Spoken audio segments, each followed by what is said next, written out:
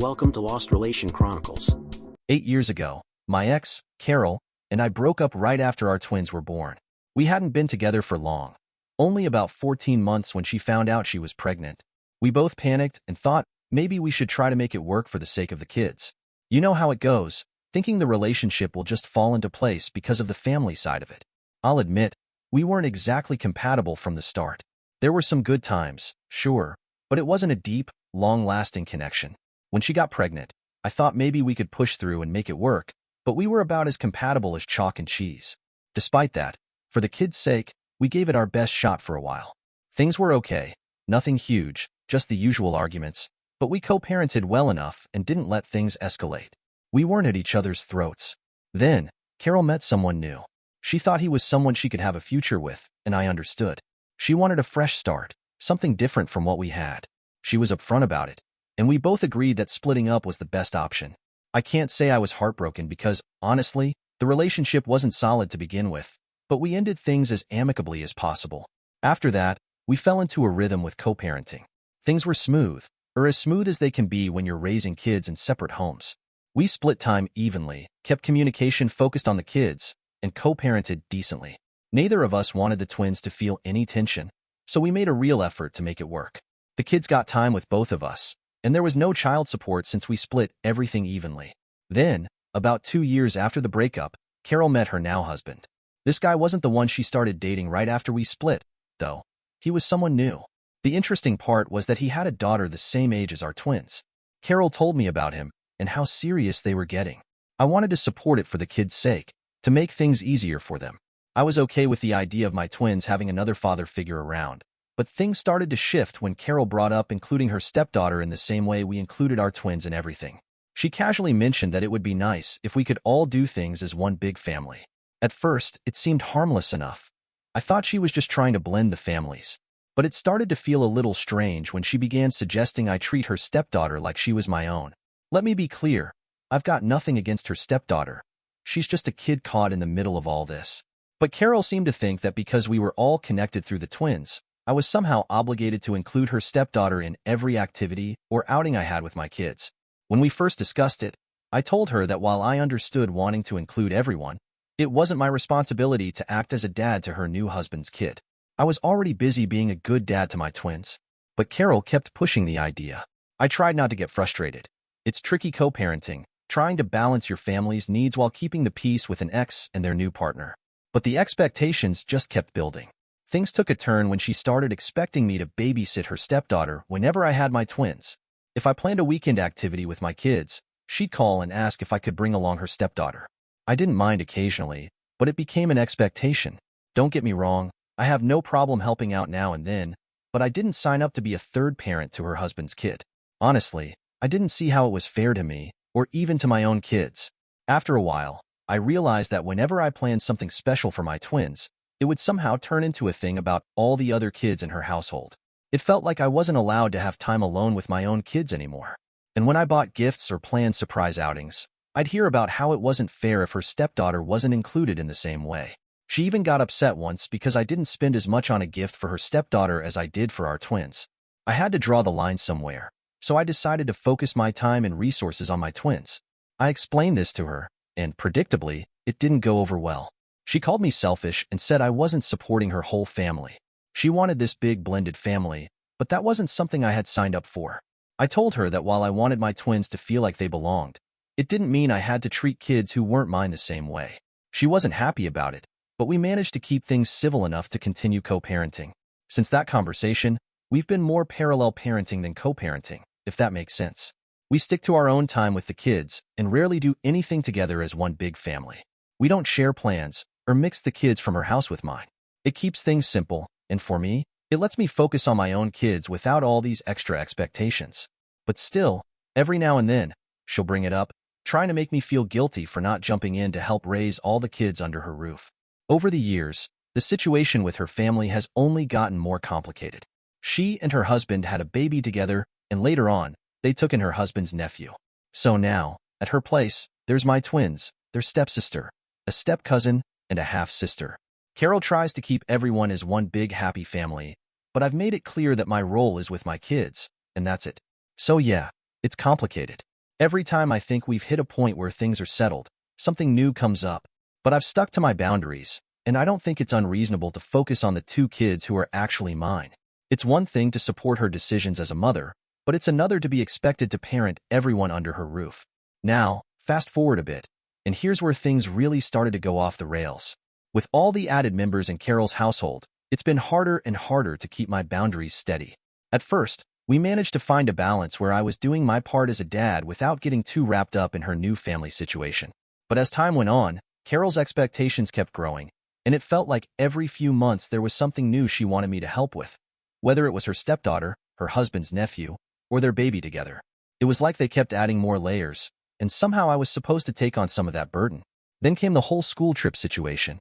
The school my kids go to is on the smaller side, so they're in a mixed-age class. This also means they're in the same class as their stepsister and step-cousin, which is fine. It's a bit unusual, but it works for the school and doesn't bother me. What I didn't expect, though, was how it would turn into a huge issue with Carol and her husband about what I was supposed to pay for. This wasn't just any small field trip. It was a big deal for the kids. The school was planning a visit to an interactive museum, with workshops and hands-on learning, and it sounded amazing. The trip was pricey, but my twins were super excited, and it seemed like something that would create great memories for them.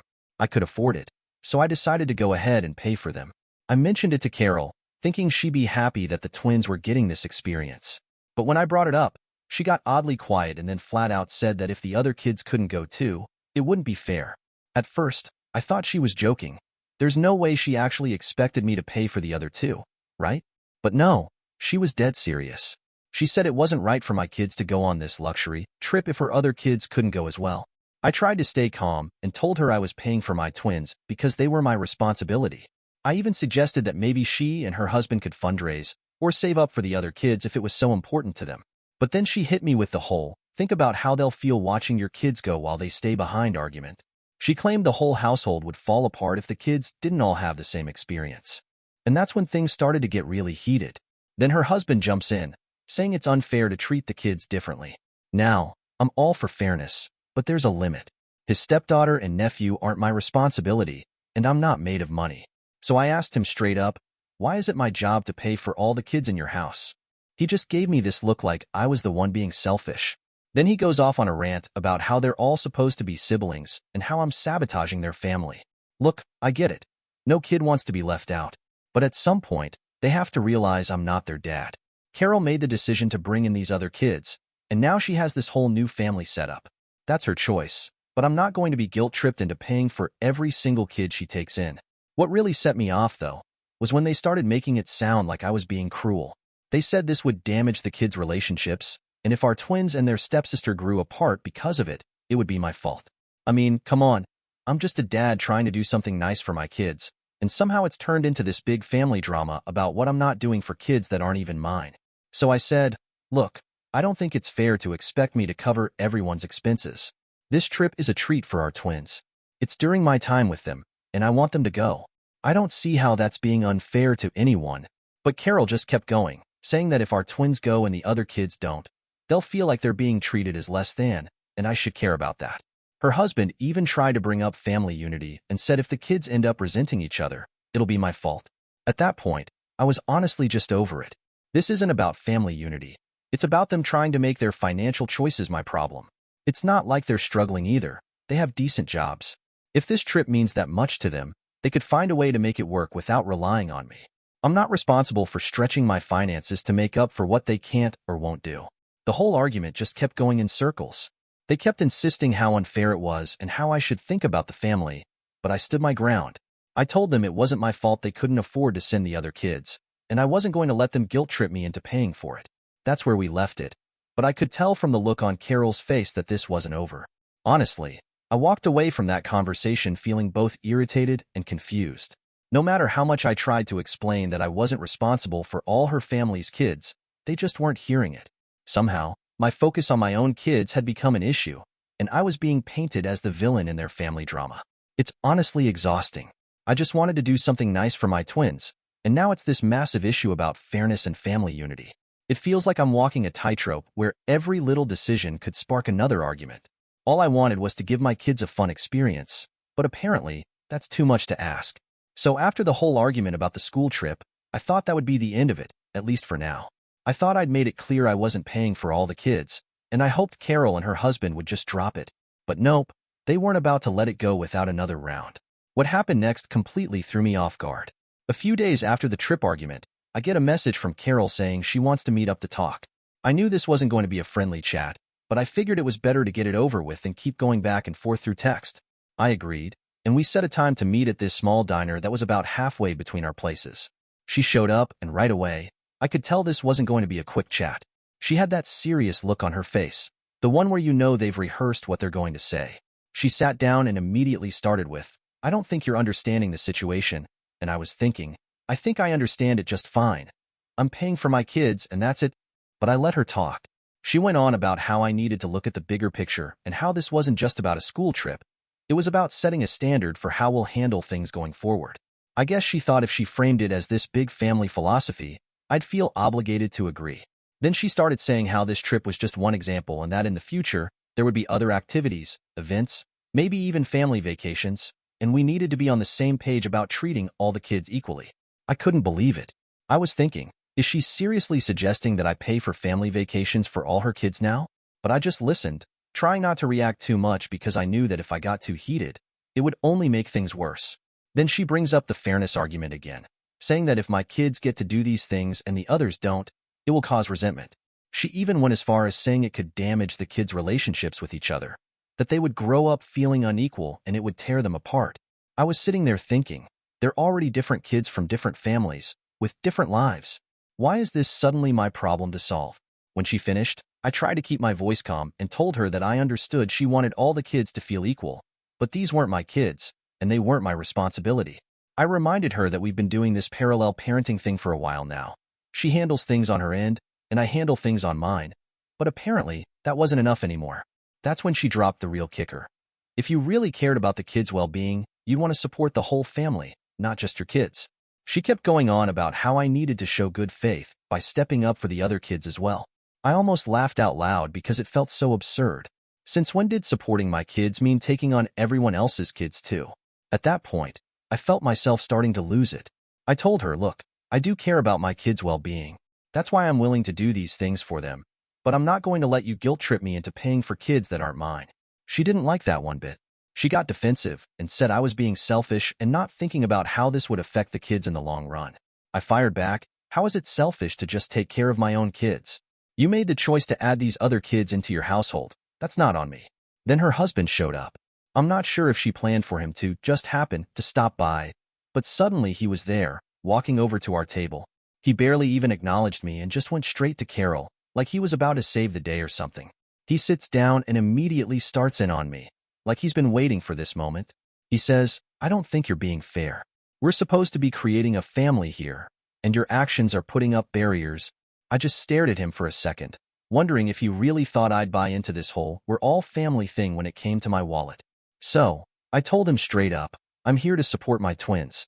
That's what I signed up for. You can't just expect me to pretend all these other kids are mine financially. Then he hits me with, well, if the kids start hating each other, that's on you. You're the one creating division. That set me off. I told him, you're the one pushing for me to play dad to kids that aren't mine. I'm not the one making this complicated. I just want to do right by my twins, and that's it. I didn't care if he thought I was being cold. At that point, I felt like they were both trying to gang up on me, making me feel like the bad guy just for having boundaries. Things got a little heated after that. Adu starts saying that if the kids grow up resenting each other, it'll all be because I didn't care enough to support their family vision. I couldn't believe what I was hearing. I told her, if that's the case, maybe you and your husband need to figure out a way to handle it. But don't put it all on me. By this point, people in the diner were definitely giving us looks, but honestly, I didn't care. I was so fed up with being made to feel like the villain in this whole situation. I just wanted to do something nice for my kids, and somehow, it had spiraled into this giant mess about what I owed to her household. It felt like they expected me to blindly fund whatever came up for every kid under their roof, just because they decided to blend their families. I finally stood up and said, look, I've said my piece. My focus is on my twins, and that's not changing. If you want everything to be equal, then maybe you need to take a look at what you guys are doing, not what I'm doing. But I'm done being the bad guy here. With that, I walked out, feeling a mix of frustration and relief. It was clear to me that no matter what I said, they weren't going to get it. As I left, I could still feel their eyes on me, like they were just waiting for me to give in and agree to their terms. But at that point, I was done. I'd set my boundaries, and I wasn't about to let them push me into something I didn't sign up for. It's one thing to want your kids to feel like part of a family, but it's another to expect someone else to foot the bill for it. After that disaster of a conversation at the diner, I thought things might finally cool down. I thought that after the diner incident, Carol and her husband would get the point and drop it. But I should have known better. Things didn't just disappear. They actually got worse. A few days later, I started getting long-winded texts from her family members. It started with her sister, who had always been pretty chill and stayed out of our issues before. But suddenly, she was texting me about how important it was for the kids to feel like one big family. She said things like, "If you really cared about your kids' happiness, you'd be willing to do this for them." It felt like she was implying I was doing something wrong just because I didn't want to pay for her sister's stepkids. I tried to ignore it, hoping she'd let it go, but the messages kept coming, and they weren't getting any kinder. What started as subtle suggestions quickly turned into flat-out accusations. I was suddenly selfish, stingy, and not thinking about the bigger picture. They acted like I was tearing apart some happy family just because I didn't want to fund a trip for a couple of kids who weren't mine. Her family seemed to treat it like I declared war on them all for simply setting a boundary. Then it got worse. Carol's mom decided to call me. I hadn't spoken to her in a while, and I was surprised to see her name pop up. I figured maybe she wanted to talk about the twins or have a calm discussion. But no, this call was something else entirely. She went straight into a speech about how things should be. She told me that if I just paid for all the kids, this wouldn't be an issue. She said I needed to think about how much better everything would be if I were more involved with all the children. My patience was starting to wear thin, but I replied, with all due respect, those kids are not my responsibility. I'm doing right by my own kids, and that's what I signed up for. She kept going, saying things like, a good man steps up and takes care of the whole family, not just his own. I was floored. I tried to explain that while I wanted the best for my twins, it didn't mean I had to financially support every kid her daughter brought into the household. I told her, look, I'm not going to feel bad for taking care of my own kids and setting boundaries, but it was like she wasn't even listening. The conversation just spiraled from there, with her repeating herself and pushing the guilt card hard, talking about how it was my duty as a father and how the kids would suffer. By the end of the call, I was done. I told her we clearly weren't going to agree, and I politely ended the conversation. But the pressure didn't stop. Over the next week or so, it felt like they were rallying the whole family against me. Carol's brother even left a passive-aggressive comment on one of my social media posts about being a dad. He wrote, "Real dads support their families no matter what." It was clear he wasn't just talking about my kids. I didn't even respond. I just deleted the comment and moved on, but I won't lie. It annoyed me. Here I was, doing my best for my twins, and somehow, I was being painted as the bad guy in their eyes. One day, after I dropped the kids off at a daycare, I was heading back to my car when her husband caught up to me. He didn't greet me or make small talk. He just jumped straight into it, saying, "You know you're hurting the kids with this." I was honestly taken aback. I thought we'd already talked this through, but clearly, he wasn't done.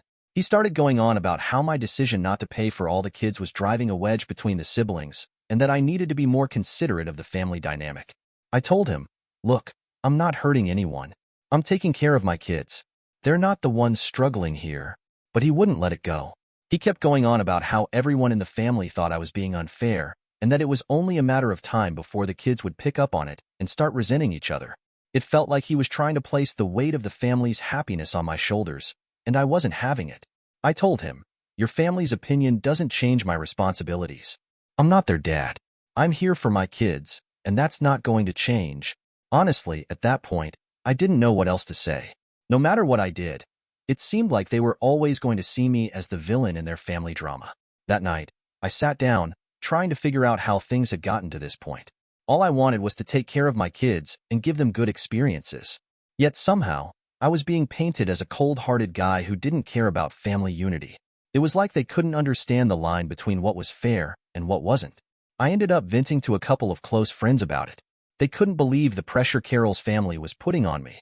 One of my friends even joked that if they were so concerned about the kids missing out, they could all chip in and fund the trip themselves. It made me laugh, but at the same time, it was frustrating. It felt like her whole family had decided I was obligated to be an all-in parent to kids who weren't mine, and for what? just to keep the peace with people who clearly weren't respecting my boundaries.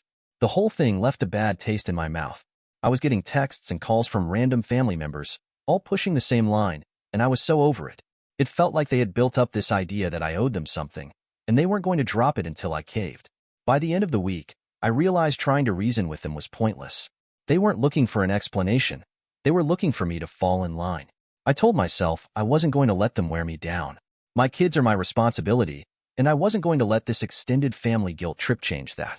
It's crazy to think that all this started for me just trying to pay for my kid's school trip, but now it's turned into a battle over who's doing enough for the whole family. They may not like it, but I know where I stand after a week of nonstop messages, unsolicited advice, and guilt trips from Carol's family. I decided it was time to draw a firm line on my boundaries and stick to them. No exceptions. By that point, I was done. It was clear to me that no matter how much I explained myself, they weren't going to understand. They were all fixated on this idea of a big, happy family, and apparently, I was the one standing in the way because I refused to pay for every single kid they added to their household. The first thing I did was talk to my twins about the upcoming trip. I wanted to make sure they were still excited and didn't feel awkward because of all the drama. I didn't want them to feel guilty or responsible for any of it. I kept it simple and told them, hey, I'm really looking forward to this trip for you guys, and I want you to know that this is something special for just the two of you. I didn't go into the messy details, but I needed them to understand it was okay for them to enjoy something just for themselves. They both seemed relieved. They definitely picked up on some tension. Kids always do. But they seemed happy and excited about the trip. I could tell they didn't feel bad about it, and that was a huge weight off my shoulders. I wanted them to know they deserved nice experiences without feeling responsible for anyone else. With that settled, I knew I needed to set a clear, firm boundary with Carol and her family. Not just a vague, I'm only paying for my kids kind of boundary, but a real, unmistakable line they'd understand. So, I called Carol. I kept it calm and straightforward because I didn't want this turning into another long, drawn-out argument. I basically told her, look, my role as a parent is to support my twins. I'm here for them, and I'm doing what I can to give them good experiences, but that doesn't extend to other children who aren't mine. I respect your choices and your family, but my financial responsibility ends with my twins. Of course, Carol wasn't thrilled. She immediately started in on how the other kids would feel and how it wasn't fair for siblings to have different experiences. I let her talk, but as soon as she started down the guilt trip road again, I stopped her. I said, I understand how you feel, but this is my final decision. I'm not going to be paying for any extra expenses outside of our twins. I told her if she wanted to work something out for her household, that was up to her, but she needed to stop putting pressure on me. There was silence for a few moments, and I could tell she was furious, but I wasn't going to budge. I could almost feel her gearing up to make one last attempt, but she must have realized it wasn't going to work. She ended up saying something like, fine, I guess you've made your choice, in a tone that was clearly meant to make me feel guilty, but I didn't. By that point, I felt more relief than anything else. I was done explaining myself. After that, things quieted down. No more random messages from her family, no more passive-aggressive comments, just silence. It was a bit awkward, but it felt good to finally have some peace. I think they finally realized I wasn't going to give in to their demands, and they just had to accept it. In the weeks leading up to the trip, I made sure to spend extra time with the twins, doing simple, normal things to keep everything feeling grounded. We'd grab a bite, go to the park, watch movies, just the usual stuff. I wanted them to feel secure and happy, not caught up in whatever issues the adults were dealing with. Honestly, it was refreshing to focus on them without any added drama. Then, the day of the trip came. I dropped them off at school that morning, and they were all smiles, ready to go. It was great to see them so excited after everything that had happened.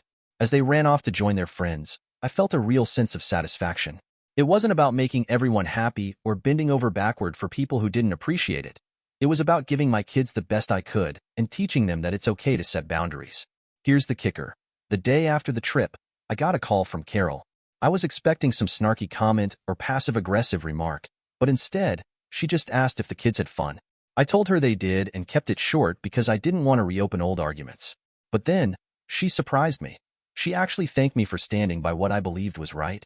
She said, I didn't agree with you, but I respect that you stood up for yourself and your kids. I was honestly shocked. I didn't expect her to come around, but there it was. It wasn't an apology, but it felt like some kind of acknowledgement that maybe I wasn't the villain they'd all painted me to be.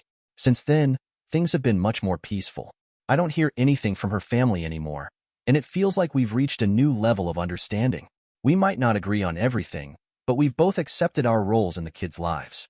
And honestly, I think it's made me a better dad. Now, I'm not constantly second-guessing every decision, wondering how it'll affect her household. I'm just focused on what's best for my twins. In the end, this whole situation taught me something important. Setting boundaries isn't just about saying no to others, it's also about saying yes to my own peace of mind. I've learned it's okay to prioritize my own family and not feel guilty about it. If others don't get it, that's their problem, not mine. So, yeah, things are in a good place now. The twins are happy, I'm happy, and it feels like we're finally moving forward without all the extra baggage. I've made it clear where I stand, and I think even Carol and her husband have come to respect that. It's not perfect, and I'm sure there will be bumps down the road, but at least now I know I can stand my ground and make decisions that are best for my family without getting lost in everyone else's expectations. A few weeks after things had settled down, I thought maybe I had heard the last of the demands. But then Carol hit me with something new. She started talking about the twins' living situation at her place, saying they didn't have the same comforts they had with me. At first, I thought she was just venting, but then she started hinting that I should do something about it. Turns out, she wanted me to buy a house. Not for me, but for them. She said it wasn't fair for the kids to go back and forth between two totally different living standards, and that it could hurt their self-esteem if they felt like they were lacking at her place. I was trying to process if she was serious, and yep, she was dead serious. She actually expected me to buy a second house for the kids to stay in when they were with her, so she could live in it too, all at my expense. I tried to stay calm but had to ask, how does that make any sense? You already have a home. She went off about how their house was too small for a family her size and how it was affecting the kids' mental well-being. She was talking about equal standards like I was supposed to make up for every choice she's made since we split up. When I told her that wasn't happening, she pulled every guilt trip in the book. She said, "Don't you want the kids to feel just as comfortable at my place as they do with you? And it's unfair that I'm not willing to provide for their full living experience." She acted like I was some cold-hearted jerk for not wanting to buy her family a new house. At this point, I was done. I told her, the twins have everything they need at your place. If you think they need a bigger house, that's something you and your husband can handle. I'm not responsible for upgrading your home. There was a brief silence, and then she snapped back with, well, if the kids end up feeling like they have a real home only with you, that'll be on you. I just shook my head, and that was the end of the conversation. I don't know how she thought this was a reasonable request. I want the best for my kids, but that doesn't mean I'm buying her a whole new lifestyle. I guess there's no limit to what she'll ask for, but at least I'm clear now. I've drawn the line, and I'm not budging. After Carol's latest demand for a second house, I knew I couldn't just let this situation continue without taking some real action. I'd already made it clear to her where I stood, but I also needed to make sure I had concrete proof in case things escalated further. So, I decided to record the conversation. I wasn't planning on using it right away, but I figured I should cover my bases. I set my phone to record as she started in on her ridiculous request, and I made sure to stay calm and collected, just as I had in our earlier talks. Within a week she called again, and this time she was more aggressive, but I kept my voice steady. "Carol," I said, "this doesn't make sense. You already have a home. If you're unhappy with it, that's on you, not me. I'm not responsible for upgrading your entire life. If your husband does not earn much, that is not my fault." She pushed back hard, trying to guilt me into agreeing. "It's not just for me," she argued. "It's for the kids. Don't you care about their well-being? They need to feel stable, and I can't provide that if I don't have a bigger house for them to live in." I could feel my blood starting to boil, but I stayed focused. "So, you agree that you cannot bring up my kids in that house?" I said firmly. "I'm not buying you a new house. That's not happening." She threw in one final guilt trip. "Well, if the kids grow up feeling like they only have a real home with you, that's on you, not me." I shook my head, trying to keep my composure. If they need to have a better home, then why should I not have the full custody? But buying you a new house, that's not going to happen. This conversation is over. I didn't say anything more after that. I knew I had to take action now. A few days later, I consulted with a lawyer. I wanted to make sure I was fully prepared to protect my kids. The lawyer listened to my side, and then we discussed how best to approach this situation, especially with Carol's ongoing demands and the impact they were having on my twins. "We need to gather proof," my lawyer advised. "Not just of Carol's unreasonable requests, but also of her and her husband's ability to provide a stable environment for your kids. If you have any recorded incidents or communications like this one, It could be crucial in court. I took the lawyer's advice seriously. I gathered all the messages, emails, and texts where Carol had made similar demands. I even provided proof of how she had been trying to guilt-trip me for years, especially around the financial responsibilities for the children. I also documented other incidents where I had concerns about Carol and her husband's ability to meet the twins' needs, both emotionally and financially. It wasn't long before the custody case was filed in court. When the hearing day finally arrived, I was prepared. I had the recordings, messages, and documents laid out. My lawyer presented everything in a clear, organized way, showing how Carol had been pressuring me for financial contributions beyond my obligation as a father. We also highlighted the fact that Carol and her husband's living situation was unstable, with constant financial struggles, and that they had a history of making poor decisions that affected the kids' well-being. Carol, of course, fought back. She stood up in court with a tearful expression, trying to paint herself as the concerned mother. "Your Honor," she said, "I've been trying my best to give my kids a good life, but my ex-husband refuses to help me provide for them. How can they feel secure when they're forced to live in two separate worlds? I'm doing everything I can to make their lives better, but he won't support us." The judge listened patiently but remained unfazed. "Ms. Carroll, it's clear that the financial and emotional stability of your household is questionable at best. You've made several demands of your ex-husband that are beyond reasonable, and we've seen evidence of attempts to manipulate him into supporting your household beyond your responsibilities. It is apparent that your ex-husband has provided a more stable and secure environment for the children." Carol's face twisted in frustration as she shot back. "But they need to feel safe. They deserve to have the same comforts at my place as they do with him." "It's not fair." The judge, not missing a beat, replied. "You're asking for more than what is fair to expect from your ex-husband. You have to understand that your responsibilities as a parent are your own. Your ex has made it clear that he is willing to support the children financially, but you are asking for more than what is his duty." At that point, the judge turned to my twins, who were present in the courtroom, sitting quietly. The judge asked them, "How do you feel about your living situation? Do you feel more comfortable at your father's home, or do you feel comfortable at your mother's house?" The twins, though nervous, were honest in their responses. "I feel happy with Dad," my son said. "It's fun, and he makes sure we're okay." My daughter nodded in agreement, adding, "I like it at Dad's too. We get to do things together, and it feels like a safe place." The judge looked back at Carol, unimpressed. "It seems clear that your children are thriving in their father's care and have expressed no desire for a different living situation. I also see no evidence that you're able to provide the same level of stability for them at this time." Carol tried one last attempt. "But they need me. I'm their mother." The judge calmly responded, "I understand that, Miss Carol, but your actions have shown a pattern of putting your financial strain on your ex-husband, while he has provided a more stable, supportive environment for the children. It's in their best interests to remain with their father." The judge slammed the gavel down. "The children will remain in their father's custody. There will be no further financial obligations expected of Mr. White beyond what he has already agreed to." Carol's face fell, and she stood there for a moment, stunned. She didn't say anything as she sat down, and I could feel the weight lifting off my shoulders. The decision was made. The twins were staying with me, where they felt safe, and I didn't have to keep second-guessing every move I made. As I left the courtroom, I knew it wasn't going to be easy, but it felt like the right decision. I wasn't about to let anyone dictate what was best for my kids, especially when their well-being was already being taken care of. Carol might have fought hard, but the court saw through it all. And now, my kids could finally be in a place where they could thrive without anyone trying to tear that down. A few months after the court hearing, things for Carol started unraveling. It wasn't long before the cracks in her marriage became impossible to ignore. She had always been focused on trying to get me to support her and her family, but now it was her own husband who was causing chaos in her life. Carol had caught him cheating on her, and when she confronted him about it, the situation took a violent turn. One evening, Carol discovered messages on her husband's phone, confirming her worst suspicions. She confronted him in their living room, demanding answers.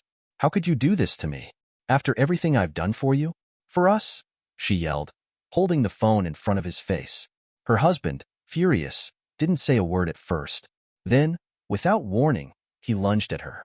"You think you're better than me? You don't know what I've been through," he shouted, slapping the phone from her hand and pushing her back against the wall.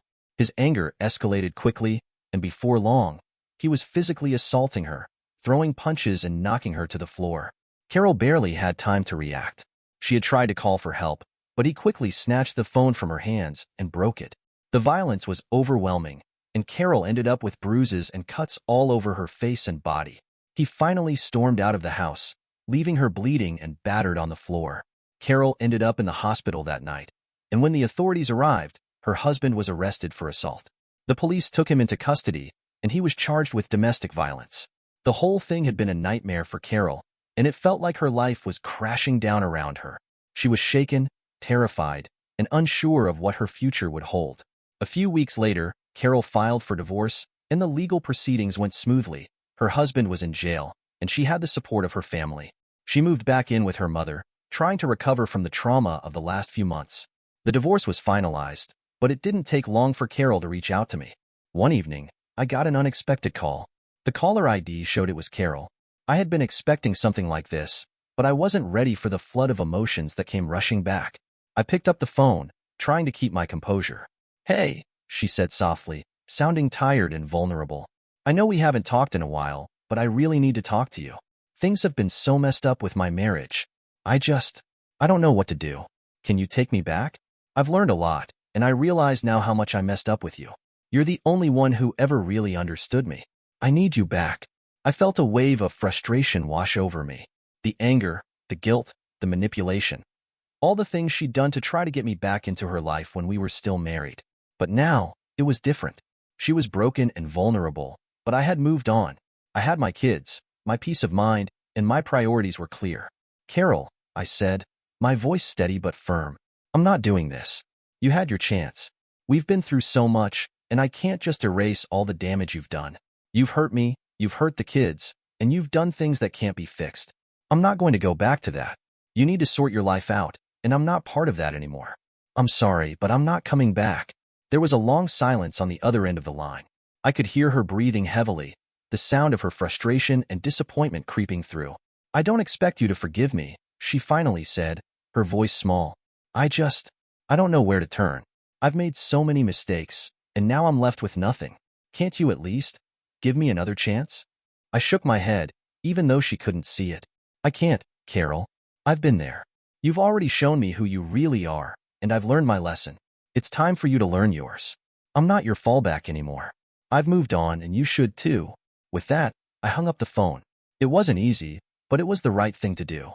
I couldn't go back to a woman who had caused so much pain in my life and in the lives of my children. She had made her choices, and now she had to live with the consequences. I was done being part of her drama. I had my family, and that's all I needed to focus on. The next few weeks passed, and I didn't hear from her again.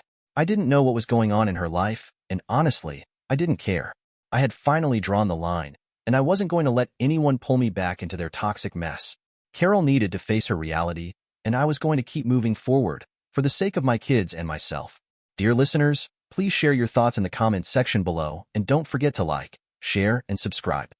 Welcome to Lost Relation Chronicles. The lawyer regarded me with sympathy. "He's built a strong case," she said. "Becoming a stay-at-home dad and taking on all childcare responsibilities paints a clear picture of him as the primary caregiver." I felt the room start to spin. This was more than just a divorce. It was a calculated assault on me. Now, let me set the scene. Imagine me, Kathy, stepping into the hospital on my first day as the new nurse manager. Not just a regular nurse anymore. Nope, I was a manager. I had that shiny badge, and I felt incredibly proud of myself. All those years of blood, sweat, and late-night study sessions had finally paid off. But let's be honest, I wasn't the only one who helped us get here. Sacrifices played a huge role in this success. He worked tirelessly to make it happen. We had been together for 8 years and married for 6, with our 2-year-old daughter, Gina, a little bundle of energy who keeps us on our toes. Ben would put in long hours, take on extra shifts, and even pick up freelance jobs to cover my tuition and keep our bills in check. There were times he came home so worn out that he'd fall asleep mid-conversation, yet he always ensured I had everything I needed. I needed to chase my dreams, and he made sure we had everything we needed. So, when I landed this job, it felt like I was finally standing tall, head held high. Sure, there was more money, but there was also more respect. I was now the nurse manager, leading an entire team, and the best part was meeting new people, which changed things for me in ways I hadn't anticipated. My new friends were fierce, unapologetic, and so different from what I was used to. They had this feminist vibe that made me rethink a lot of things I had never questioned before. During our lunch breaks, We'd chat over overpriced salads and fancy lattes. I can still remember one of them, Dana, looking me straight in the eye and asking, "Kathy, when do you get to live for you?" I laughed, but it wasn't a genuine laugh. It was more of a nervous chuckle because deep down, her question struck a chord. I've always been the supportive wife. Ben was the provider, the steady one, while I felt like I was just along for the ride. Don't get me wrong, I love him, but I realized I had been living in his shadow for far too long. Watching him with Gina, singing off-key lullabies and making her giggle, melts my heart every time. But lately, something feels off. I'm starting to wonder if I've just become too comfortable. Have I always been okay with him taking charge while I played the supportive role? Then there's this new sense of independence that I can't ignore. My friends talk about equality and standing up for yourself, and it's like a switch has flipped in my brain. Why did I never question our roles before? Why is it my responsibility to make sure he always feels secure and in control? The more I step into this new role at work, the more I feel like I'm evolving. I'm gaining confidence, making decisions, and speaking up, and it feels incredible. But with that comes a strange sense of dissatisfaction. I know it sounds harsh, but I'm beginning to feel like our marriage dynamics are outdated. My friends call it internalized patriarchy, whatever that means. But they have a point. Ben hasn't really noticed this shift in me, or maybe he has, but we haven't talked about it. We're still tag-teaming late-night feedings and trading off diaper duty, but there's an unspoken tension now. It's as if I'm carrying this secret desire for change, yet I'm unsure how to bring it up without everything blowing up in my face. Now let's check the story from Ben's side. It all came out of nowhere. One minute, Kathy was excited about her new job, buzzing with stories about her coworkers and the hospital, and the next, she dropped this bombshell on me. I was sitting at the kitchen table, half focused on feeding Gina her mashed bananas when Kathy waltzed in and said, "We need to talk." And not just any kind of talk, it was one of those conversations. In this weirdly upbeat tone, she told me she had a radical idea. Radical, she said, as if that was supposed to make me feel better. Then she laid it all out. She wanted me to quit my job and become a stay-at-home dad. Just like that. Apparently, now that she was almost making as much as I do, it made sense for me to step back and let her take the reins. I remember staring at her, thinking she had to be joking. But no, she was dead serious. As if that wasn't enough, she kept going. She wanted to make our household more woman-centric. Woman-centric? I didn't even know what that meant, but I didn't like the sound of it. Then she hit me with the kicker. She wanted us to change our family name back to her maiden name. I sat there, trying to process this mountain of new information, while she was already moving on to discussing how she should be the final authority on all family decisions. I felt blindsided, completely gutted. I mean, I've worked my butt off for this family. I've always seen my role as the provider and protector. Quitting my job to become a stay-at-home dad? Don't get me wrong, I love Gina. She's my whole world. But leaving my job, my career, the stability I've built for us, it felt like she was asking me to give up everything. I'd worked for everything I thought made me a good husband and father, and the idea that she should have the final say in everything, it was just beyond comprehension. I asked her where this was coming from, and she started talking about how her friends at work had opened her eyes. They had shown her there was a different way for us to live, a more progressive way. It felt like she was saying our marriage, the life we'd built, wasn't good enough anymore. Like I wasn't good enough. "Kathy, I've given everything for this family," I told her, but she didn't even flinch. She brushed it off and kept pushing, insisting it was about evolving our roles and embracing something new. New? I didn't ask for new. Our old life worked just fine, didn't it? Or at least, I thought it did. She kept insisting this would give me a break, like she was doing me a favor, but it didn't feel like a favor at all. It felt like a slap in the face. I'd be lying if I said I didn't feel emasculated. It's not about being macho or whatever. It's about feeling like I still have a place and a purpose. Her words made me feel like I was just an accessory she could rearrange as she pleased. By the end of it, I was stunned. I couldn't even respond properly. She was so confident, so sure of herself, while I just sat there, reeling when she walked off. I sat there with Gina, still feeding her mashed bananas, feeling like my whole world had turned upside down. Now let's check the story from Kathy's side. Look, I get that Ben is probably reeling from the whole conversation, but hear me out. From where I'm standing, this isn't as crazy as it sounds. Yes, I dropped a lot on him at once, but sometimes change comes at you fast, you know? For the first time, I feel like I'm becoming a new me. Ever since landing the nurse manager role, I've been experiencing this rush of confidence, like I'm finally stepping into who I was meant to be. The job isn't just a paycheck, It's fulfilling. It's independence, a chance to make a real impact, and it's introduced me to friends who are so eye-opening. I can still remember that lunch break with some of the other nurse managers, Maria and Amanda, especially. We were sitting outside, eating soggy sandwiches from the hospital cafeteria when Maria brought up how she'd rearranged her family life. Her husband stayed home with the kids now, and she ran the show. Then there's Amanda, this fierce, unapologetic advocate for women's rights. She challenges everything: marriage, gender roles, power dynamics, you name it. I used to think people like that were extreme, but Amanda doesn't just talk. She makes you think. So when I came home and suggested that Ben take a step back, I wasn't trying to be cruel.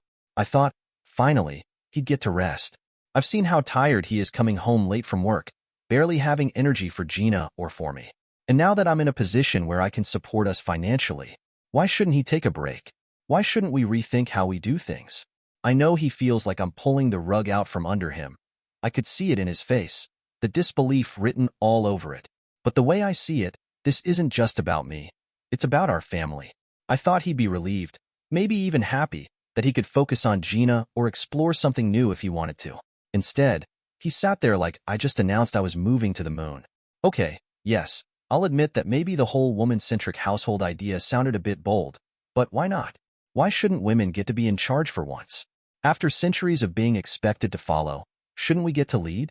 I know it's a big shift, but I've realized how much I've changed in the past few months. The part about changing our family name back to mine. Maybe that was too much, too fast, but I'd be lying if I said I hadn't thought about it for a long time. It feels symbolic, like reclaiming something I didn't even realize I'd lost. It's not just a name. It's part of who I am, who I was before marriage. And if we're embracing a new future, why shouldn't it reflect both of us equally? I know Ben is feeling overwhelmed. When he said, "Kathy, I've given everything for this family," there was a raw, wounded edge in his voice that hit me deep. I wanted to tell him I see it. I do. I know he sacrificed so much. Late nights, skipped weekends, everything. But I've sacrificed too. We both have.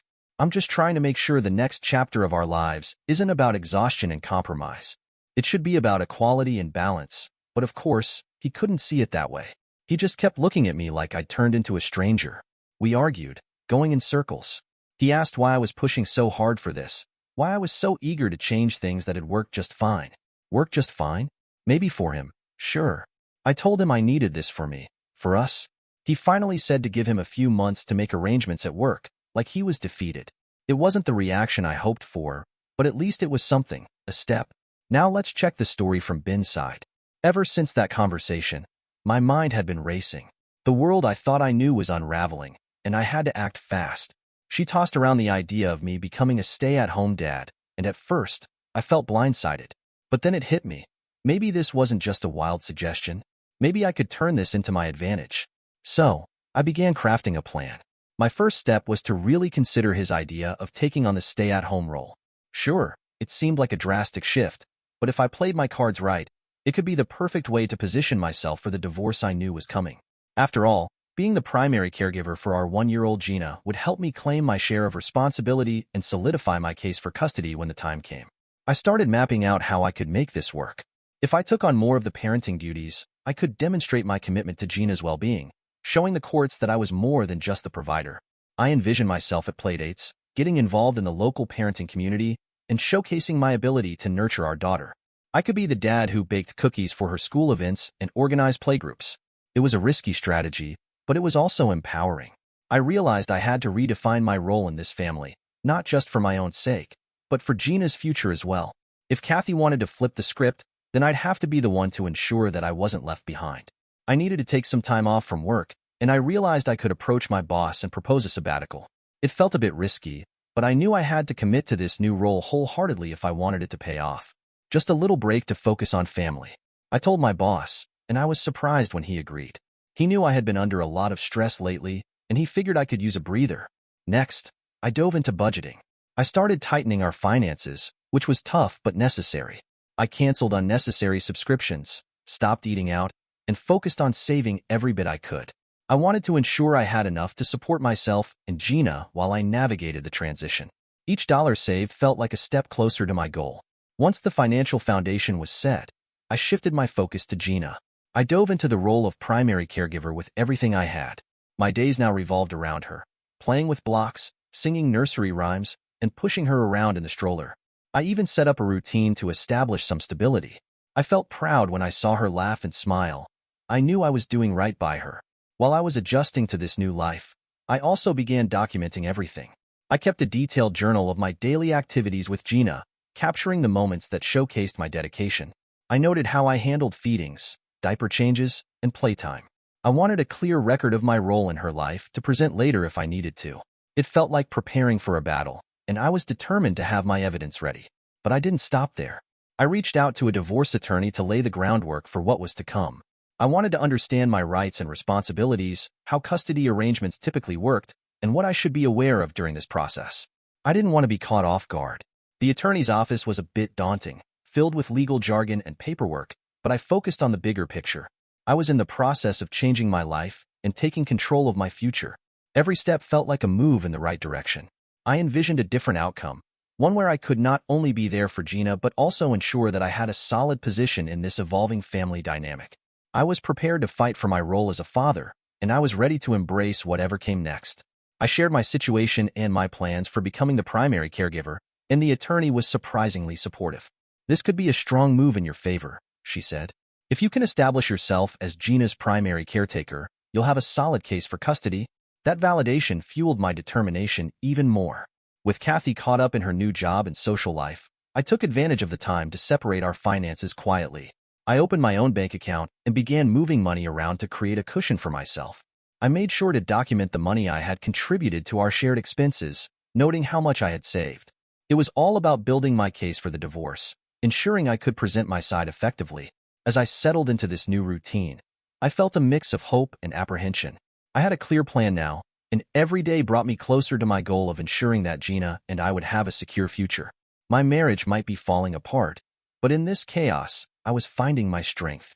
I was ready to embrace my new life as a stay-at-home dad and fight for my place as Gina's primary caregiver in this impending divorce. The more I thought about it, the more empowered I felt. I was using Kathy's own words against her, transforming her suggestion into my roadmap for a brighter future. I couldn't shake the feeling that I was gaining the upper hand.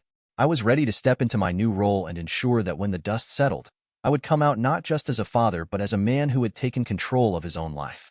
6 months after that explosive conversation, the dynamic had shifted. I had adapted to my role, and Gina thrived in our routine. I became the person who knew her best, her likes, her quirks, and the little things that made her laugh. I could feel the bond we were forming, and it solidified my resolve.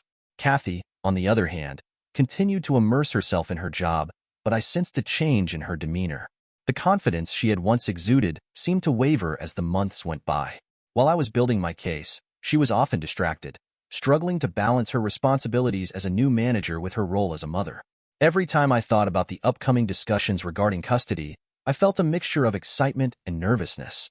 I knew that our relationship would never be the same, but I was ready to advocate for myself and for Gina. I was determined to not just survive this transition but to thrive, and I believed that my new role as a caregiver would prove to be my greatest asset in the fight for our future. Now let's check the story from Kathy's side. I thought things had finally started to stabilize. Sure, the distance between Ben and me had grown, but I told myself it was temporary, that we'd eventually work through our issues. But then one morning, everything came crashing down. "I'm filing for divorce," Ben announced, his voice calm, controlled, almost rehearsed. I had just finished pouring my coffee, and the mug trembled in my hand. "What?" I blinked at him, waiting for the punchline. Some hint that this was just another fight we could resolve. "You're joking, right? After everything we've been through?" His face stayed stone cold. "I'm not joking. This isn't working anymore, and it's time to move on." I felt my stomach drop. Move on? My voice broke, panic flooding my chest. "What about Gina? What about our family? You can't just throw our marriage away." He shrugged. "We'll figure it out. But for now, you need to leave. The house is in my mother's name, so legally you can't stay here." My jaw dropped. "Leave?" I repeated, disbelief turning into white-hot anger. "You're kicking me out of our home? The home we built together?" Ben didn't flinch. "It's not our home anymore. You wanted changes, Kathy. You could have your desire for a woman-centric home elsewhere. You would be the queen with no king around." His words stung, but before I could respond, he turned and walked away, leaving me standing there, stunned. It all felt surreal, like a nightmare I couldn't wake up from. I packed my things in a haze, the reality not fully sinking in until I was out the door. I had nowhere to go but to a friend's house, and even then, I couldn't hold back the tears that streamed down my face. How had we reached this point? A few days later, I sat across from a lawyer, trying to piece together what was happening. She went through the paperwork Ben had served me, her expression growing more serious by the minute. "Kathy," she said, her voice gentle but firm, "Ben is not just filing for divorce. He's seeking alimony, child support, and reimbursement for all the financial support he provided during your education. He's also pursuing sole custody of Gina, arguing that he's been her primary caregiver these past few months." I stared at her, my heart pounding in my ears. "What?" I whispered, the words barely escaping my mouth. "He can't do that." The lawyer looked at me sympathetically. "He's built a strong case," she said. "Becoming a stay-at-home dad and taking on all the childcare responsibilities paints a picture of him as the primary caregiver." I felt the room spin. This wasn't just a divorce, it was a calculated attack. Ben had taken my own suggestions, the changes I believed were empowering, and turned them into weapons against me. Fury and fear surged within me as I grasped the gravity of the battle ahead. This was no simple breakup. It was war, and I was already on the losing side. Now let's check the story from Ben's side. 6 months of meticulous planning, careful groundwork, and unwavering resolve had finally come to fruition when Kathy was officially served with the divorce papers. I could see the shock and disbelief wash over her face, a moment I had envisioned countless times, and nothing could compare to the satisfaction of watching her confront the reality of my decision. The process server handed her the documents, and for a brief moment, time stood still. I had anticipated a range of emotions from her, but the combination of confusion and fury that erupted was almost surreal. It felt like the culmination of all the hard work I had invested, and every ounce of effort felt justified.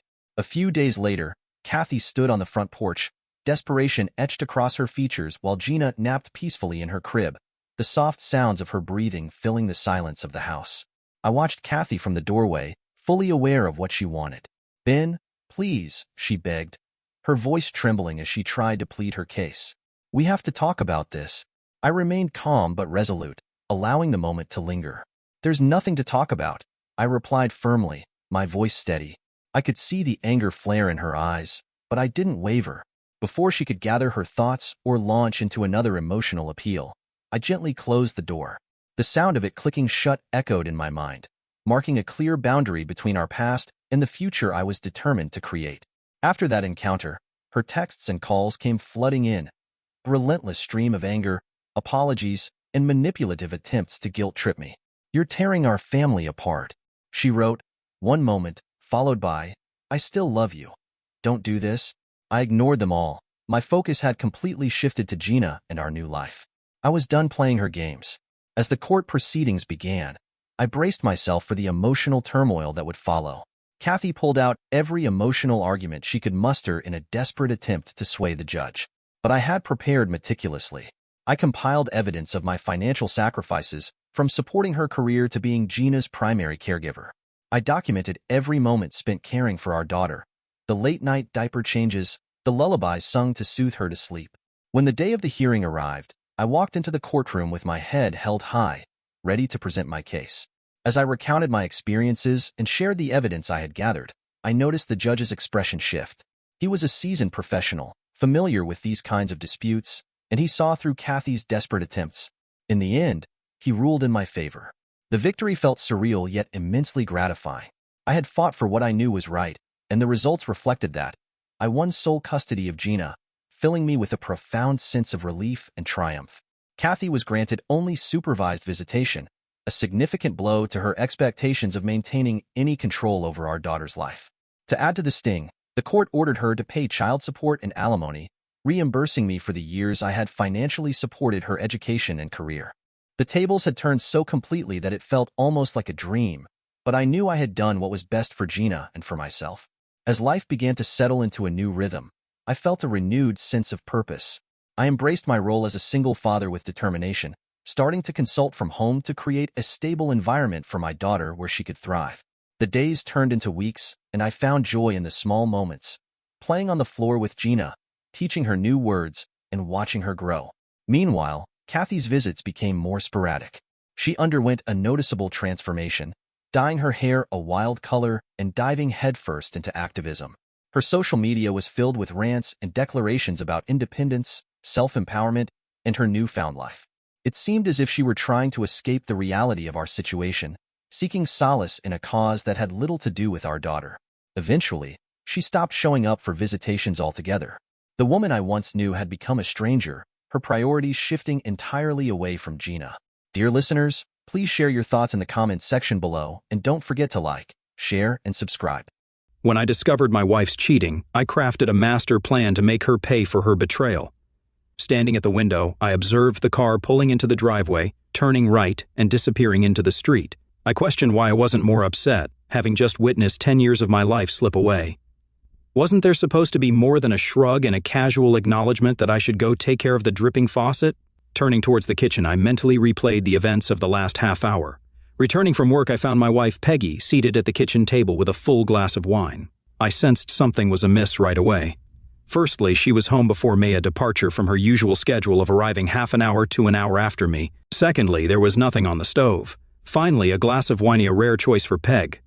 No sooner had I entered the room than she asked me to sit down, revealing she had something to say. Grabbing a beer from the refrigerator, I settled across from her.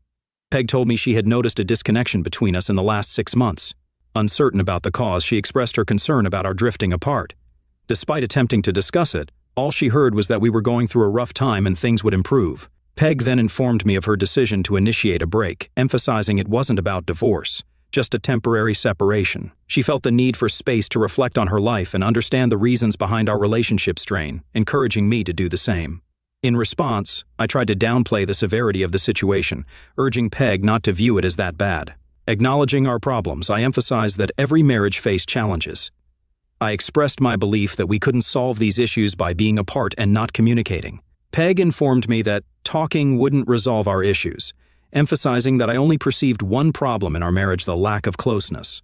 According to her, my proposed solution was too simplistic, merely involving her getting undressed and allowing me to do as I pleased. Peg asserted that there was more to our problems. We no longer made love or snuggled, and she couldn't explain why, despite still loving me as much as the day we got married. Something was wrong, and she needed space to figure it out. She clarified that she didn't want to throw 10 years of marriage away but believed that time apart might help. Peg had already packed her belongings and planned to stay with her sister until finding her own place, promising to call me weekly to stay in touch. As she prepared to leave, mentioning her commitment to marry, she departed without a goodbye kiss. Her actions spoke volumes, revealing the depth of our situation. It didn't take long for word to spread that Peggy and I had broken up. Most of our friends sympathized and tried their best to cheer me up. Peggy would call me once a week and ask how I was feeling, and I'd say I was doing fine. Then I'd ask how she was feeling, and she'd say she was fine. Then I'd ask her if she was ready to come home, and she'd say not yet. 6 weeks into Peg's absence, unsettling rumors surfaced, hinting at her having a boyfriend. I didn't want to believe it. I wanted to believe that it was just like she said it. She just needed some time alone to get her thoughts in order, and then she'd come home. I kept hearing different things, so I decided to check out the rumors. I would find out where Peg was staying, do a little investigation, and put an end to the rumors. But no one could tell me where she was staying. Either couldn't or wouldn't hand. I began to sense that something in the situation was extremely suspicious. I dined with my friend Tom, and his wife Tanya shared my concerns, inadvertently revealing that I planned to hire a private investigator to locate Peg and verify the rumors. I observed Tom exchanging a glance with Tanya, and she subtly nodded. Tom advised me to save my money, confirming the accuracy of the rumors but refusing to disclose further details. In response to my inquiry about Peggy leaving me for someone named Adam White, Tom explained that Adam worked with Peggy and she had indeed left me for him. I expressed confusion, questioning why she didn't simply get a divorce instead of opting for separation. Tom countered by highlighting Peg's meticulous planning, suggesting that she had been dating Adam for almost a year and likely had contingency plans in place. According to him, Peg might have organized the separation so she could return home if things didn't work out with Adam. Feeling frustrated with the lack of information from my supposed friends, I stood up, tossed my napkin on the table, and declared that I would walk myself before leaving. On the way home, I pondered what I had just discovered: no closeness with Peg for over a year because she refused to be with me. No closeness for over a year because she rejected my touch. And all the while she pretended everything was fine. I stayed at home, played the good boy, and waited for the unfaithful truth. All my friends knew, yet they let me sit there and wait. The waiting was over. The next morning, I scheduled an appointment with the cordless detective agency and provided them with an advance. I informed them of Peg and her boyfriend's workplace, instructing them to gather all possible information. Then I went home and created a list of tasks to end my relationship with Peg. I mentioned that I would wait for the detective report, intending to have the list and be prepared once it was available. After completing the list, I leaned back in my chair and contemplated another issue. I acknowledged that it had been almost months without any closeness due to Peg's rejection, and decided that now that I knew the reason, I wouldn't remain celibate any longer. Sitting at the kitchen table, sipping a beer, and planning to end the long dry spell, I recalled Tom's words about Peg's meticulous planning. Knowing her well, I realized she had plans for my reaction and how to use it against me in the divorce. The list I made was useless. She could predict my response. A new list took shape, requiring immediate action and strategies to turn the tables on Peg. The next morning, I went to the bank to deposit my check. While there, I checked the safe Peg and I shared. The register showed Peg regularly checking it weekly. I noticed she was watching me, ready to respond at the first sign that I was onto her. I pondered that for a moment. Afterward, I removed the 5 certificates of deposit from the plastic envelopes, went upstairs, and used the bank's copy machine to duplicate all 5. Subsequently, I placed the copies back in the envelopes within the box. Unless Peg took the discs out of the envelopes to check them, she would never know about the switch. Knowing that Peg was keeping tabs on me, I casually took my passport out of the box and mentioned carelessly to the woman at the bank as she returned the box that I was going to Mexico for a fishing trip. I walked out of the bank with 5 CDs in my pocket. My visits to the bank averaged 2 times a week. During each visit, I cashed in 1 CD, paid an early withdrawal fee, and then stashed the cash when I got home. Lacking faith in credit cards due to their potential pitfalls, I held an American Express card in my name, where the full balance is settled with the bill, along with several gasoline company credit cards and 1 Visa card with a low limit. In contrast, Peg possessed a good half-dozen credit cards in her name, some with high limits. Monthly, I paid the bills, compiled a list of the balances, and set it aside. I compiled a list of desired items, then went online. Over the next 2 weeks, I initiated spending on Peg's credit cards. My intention was to leave her with substantial credit card debt upon my departure. I upgraded my computer, acquired a new Dell with all the accessories, purchased a Remington 700 on eBay, and obtained other items like a digital camera and a modern phone with various features. The house belonged to Peg, inherited from her parents, so I had no legal claim to it. Nevertheless, we used it as collateral for an open line of credit. Timing it right, I could draw from the line before she realized. Previously questioning why, during our trial separation, she left me in her house instead of asking me to leave. I now understood that being in the house implied I was eagerly awaiting her return. I viewed the separation as temporary from her perspective. Subsequently, I closed my K at work, paid the penalty, and saved the money. I leaned back in my chair and awaited the private investigator's report. The only challenge was how to discreetly conclude it without attracting attention. To avoid surveillance, I decided to plan weekend fishing trips. She was aware of my fondness for fishing and the catches I brought home, making it unlikely for her to hire a private investigator to follow me. After all, wasn't I a fool? Hadn't she been playing with my mind for over a year? On a Friday, just before leaving work, I received a call from Tanya, urging me to stop by their place. Despite attempting to decline, she insisted it was crucial, so I agreed to visit. Upon arrival, Tanya welcomed me and led me into the living room, where Tom was seated in a soft armchair. He stood up, extended his hand for a shake, and motioned for me to relax while he fetched a beer. Tom informed me that Tanya needed to talk to me, assuring me that he agreed completely with what she was going to say. After he left for the kitchen, Tanya indicated that I would need some beer. When Tom returned, he handed me a Bud Light, mentioned that he had things to do and wouldn't be back until midnight, and then left through the front door. With the door closing as the signal, Tanya began to speak. She acknowledged that I overheard their conversation the night I ran away from them, expressing regret for any hurt caused. Tanya explained that they genuinely liked me and didn't intend to hurt me. Complicating matters, she revealed that she and Peg were also friends. Tanya admitted they hoped Peg would return home to me, acknowledging my love for her. They had kept quiet, believing that if we were together again, forgiveness and forgetting wouldn't be an issue. Tanya considered this their apology and revealed it was only part of the reason they wanted me to stop by. Knowing my character, Tanya stated that they believed I wouldn't cheat on my wife, comparing it to my aversion to robbing a bank. Then she caught me off guard with a question about the duration since I last had closeness. I observed her attire for the first time: a deep-cut blouse showing ample cleavage, a short skirt, and high heels revealing attractive legs. Despite our friendship, I couldn't help but be physically affected. Remembering Tom's earlier comment, I began to suspect where the conversation was heading. In a subdued tone, I disclosed that it had been a year and a half.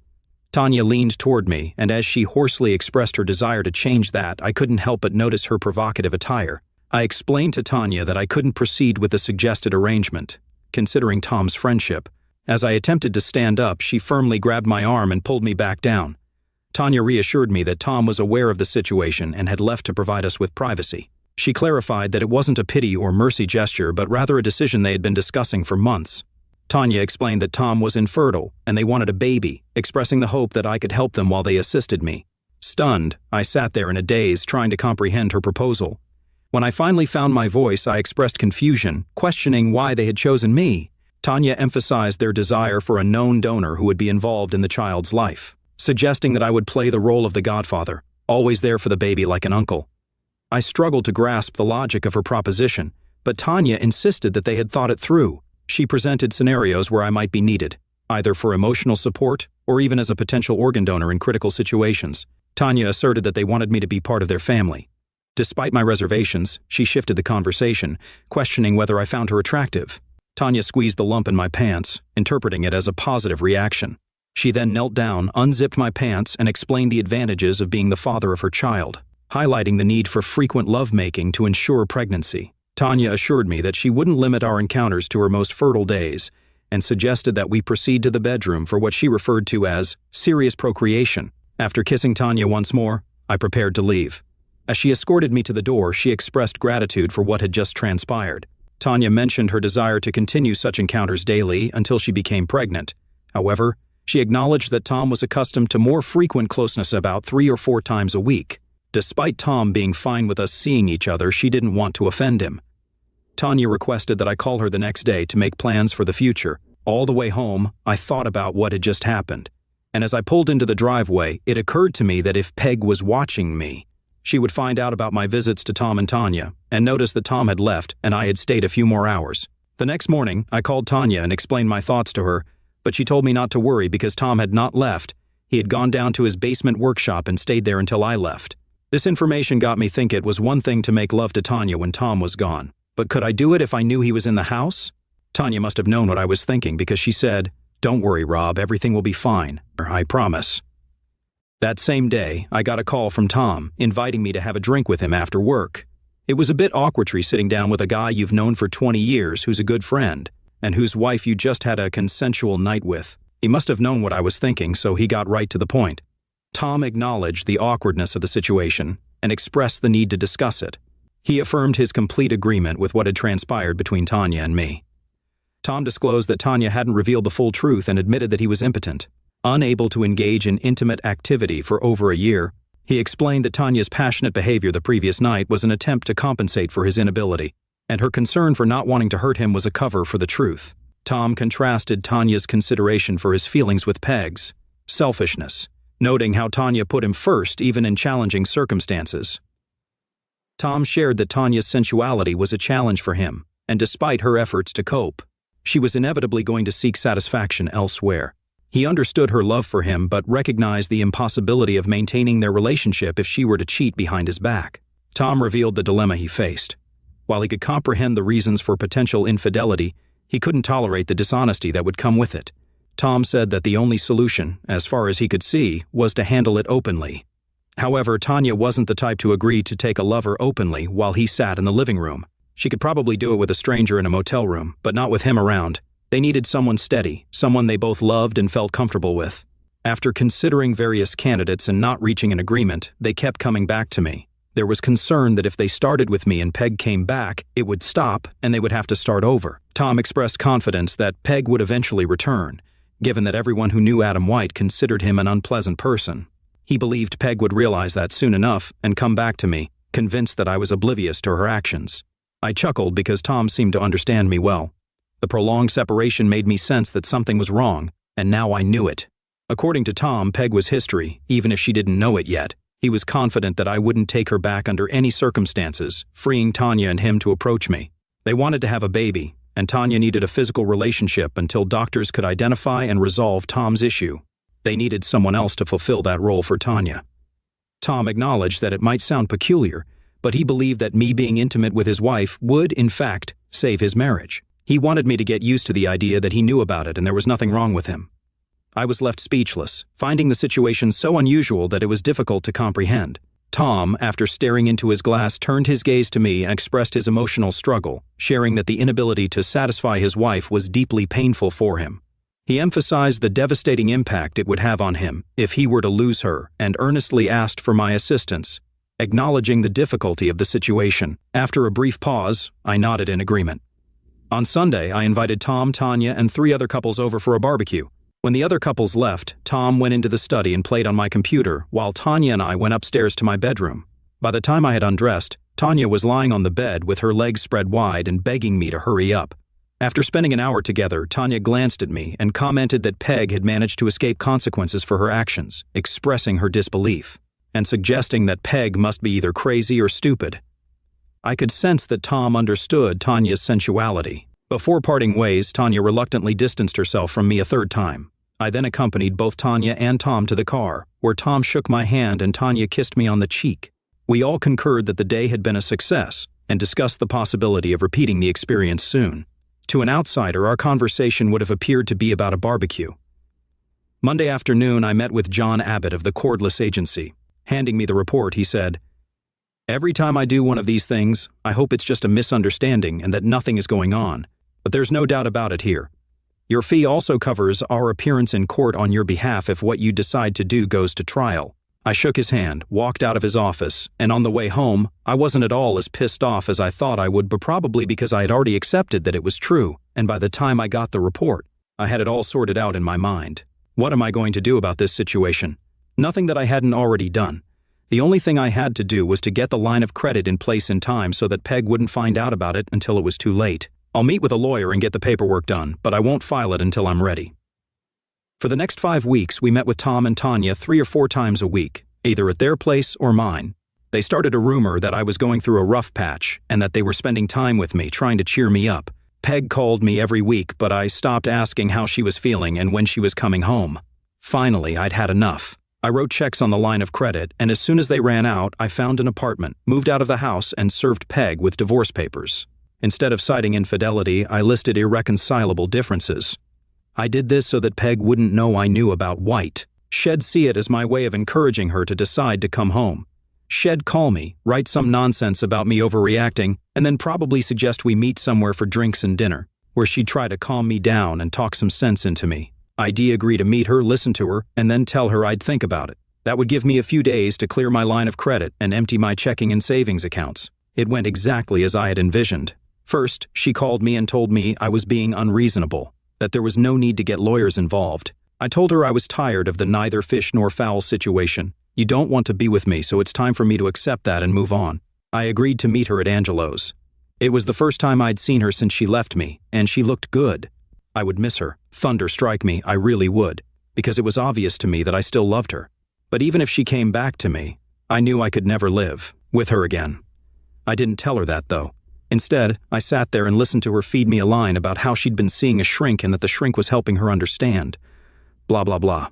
Peg was making good progress, and all she needed was a little more time. I know this is hard for you, baby, but it's hard for me, too. Please, baby, just give me a little more time. I said I would think about it and let her know. I waited 2 days and then called my attorney, told him it was time to move on to step 2. He canceled the divorce papers and sent Peg a notice that the filing was canceled. Peg called me from work, thanked me, and told me I wouldn't regret it. I smiled, knowing I wouldn't regret it, but she didn't know why. She would find out soon enough. That night, I joined Tom and Tanya for dinner. After the meal, Tanya and I retired to her bedroom, where she spread a blanket and expressed a desire to make love instead of just having closeness. She revealed that a home pregnancy test on Tuesday and a doctor's confirmation that afternoon confirmed she was pregnant and that I was going to be a father. Although our encounter was brief that night, it was a slow and enjoyable session. Afterward, I informed Tanya that I might not see her again soon, as I planned to conclude the situation with Peg and White that week, possibly requiring me to leave town for a while. Tanya urged me not to take any drastic actions, emphasizing the need for the baby's father to be around. Concerned, she speculated that my decision might be influenced by Tom's situation, and she urged me to think about it differently. Despite our recent closeness, she emphasized that just because she got what she wanted didn't mean she didn't still need me. The next day, Adam White, a member of the Fraternal Order of Eagles, attended the meeting and left in good spirits after discussing potential opportunities for advancement within the organization with influential members. In an equally good mood, he got out of the car in the parking lot of his house. He locked the car door, turned around, and felt a blinding pain before everything around him went black. He was found by a neighbor who called paramedics, and the paramedics who responded to the call took him to the emergency room at the hospital, where it was discovered that both of his arms and both of his legs were broken, and his genitals were damaged so severely that both of his testicles had to be removed. He was in great pain when he opened his eyes and saw that he was in a hospital room and found that he could not move. He had plaster casts on his arms and legs and was in traction. He saw Peggy standing next to his bed with a look of horror on her face before he passed out again. I wasn't present, but I received a detailed account of the events. A man entered the room, approached Peg, who stood near the bed, and glanced at White. The man inquired if she was Margaret Olson, and upon her affirmative response, he handed her legal documents informing her that she had been served. Opening the envelope, Peg discovered that she was being sued for divorce, citing infidelity as the grounds. As she read the word infidelity and observed the state of White on the bed in front of her, her face turned pale and fear overcame her expression. Realizing the implications, she exclaimed, "Oh my God," before sitting down in a chair and breaking into tears. The police inquired about my whereabouts that night. It transpired that I was engaged in a poker game, commencing an hour before the Eagles meeting and extending for an additional hour after White entered the hospital. Peg inadvertently provided an alibi, funding it without awareness. While the guys were willing to assist for free, I utilized Peg's credit as a gesture of gratitude. The Home Shopping Network obtained her Visa card number for the digital cameras gifted to Bill and Steve. eBay utilized her MasterCard for the laptop given to Mike, the 19-inch flat panel monitor for Phil, and even covered the cost of the aluminum baseball bat. I embarked on a 2-month vacation once the police were convinced of my innocence and White's misfortune. I ventured to Mexico for a fishing trip. Before departing, I instructed my lawyer not to press for a divorce, maintaining the status quo. I intended to stay married, yet distance myself from Peg unless she resisted. Weekly calls to Tom and Tanya revealed Peg's return home. True love seemed absent in Peg and White's equation, as she never reconciled with him after being served next to his hospital bed. With credit card bills arriving, Peg discovered empty savings and checking accounts, a tied-up line of credit, and fake CDs in the safe deposit box. Desperate to find me, she learned from my boss, who led her to believe I left abruptly without notice.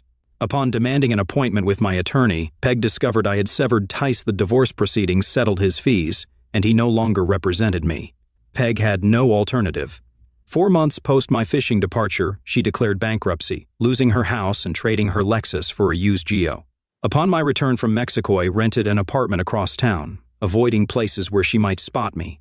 Tanya, now 5 months pregnant and even more alluring, and I resumed our relationship without concerns about being observed. 2 or 3 times a week, we spent nights at each other's places. Peg found out about my return 2 months later, and one day, waiting for me in the parking lot after work. Ignoring her, I drove away, and she followed. Eventually, I pulled into Bud's Grill Bar parking lot, intending to talk to her away from my workplace. Already at the bar ordering a Bud Light, I observed her entering, scanning the surroundings before spotting me and making her way over while mumbling something.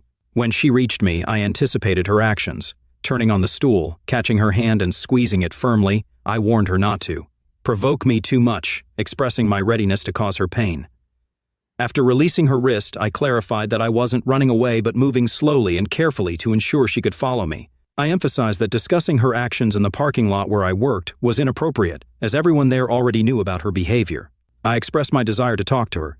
Peg insisted she didn't want to talk, demanding her money back. I questioned her about the money, asserting that she owed me for the house and that half of everything else was rightfully mine. I refused to give it to her, justifying my stance as compensation for the pain, suffering, and loss of marital rights I endured. I recounted the 1.5 years of abstinence while she was involved with someone else, highlighting the humiliation I faced as people viewed me as a deceived husband. I accused her of making me lose my parents' house, expressing frustration and resentment. I confronted Peg, expressing skepticism about the significance of the shared assets given her decision to live with another man. When she demanded money, I firmly rejected her request, asserting that she had attempted to manipulate me, got caught, and faced the consequences. I informed her that the court would determine the division of property, but she wouldn't receive any money from me. I outlined a strategy for the legal proceedings, explaining that once she sued, I would counter-sue. I emphasized the ability of a skilled lawyer to prolong the case for 6 to 8 months, during which she would be paying her attorney.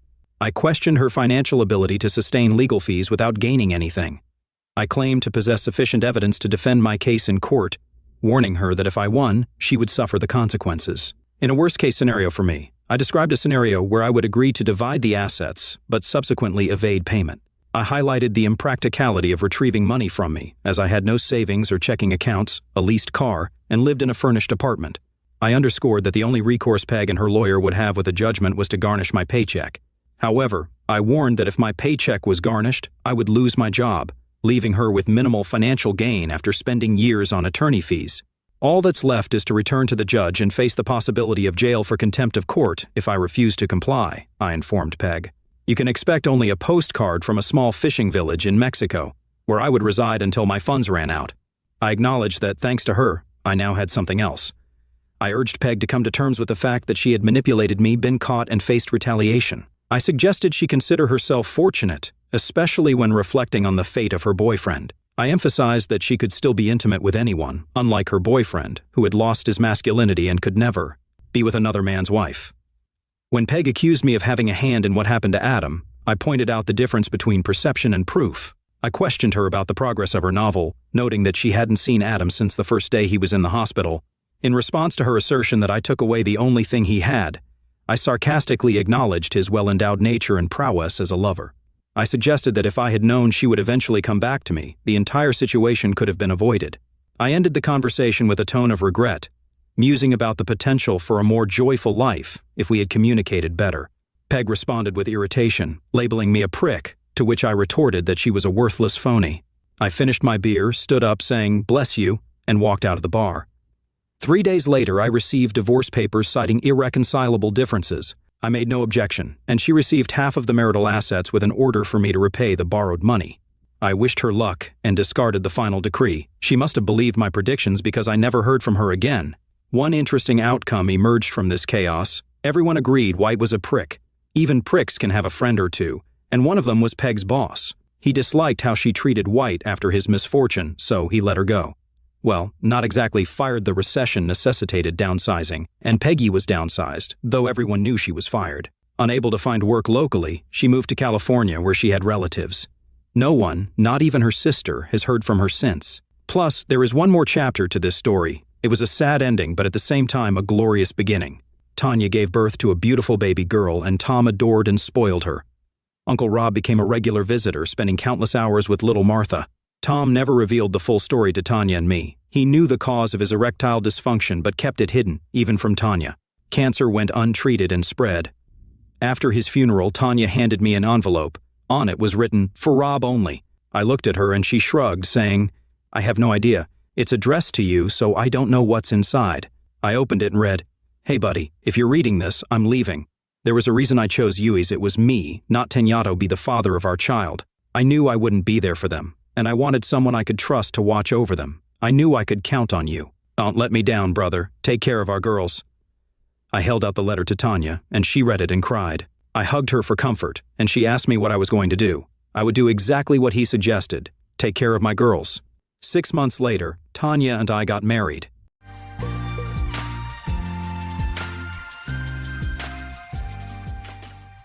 I feel completely lost because I just found out that my 42-year-old wife, with whom I've been married for 12 years, has been having an affair.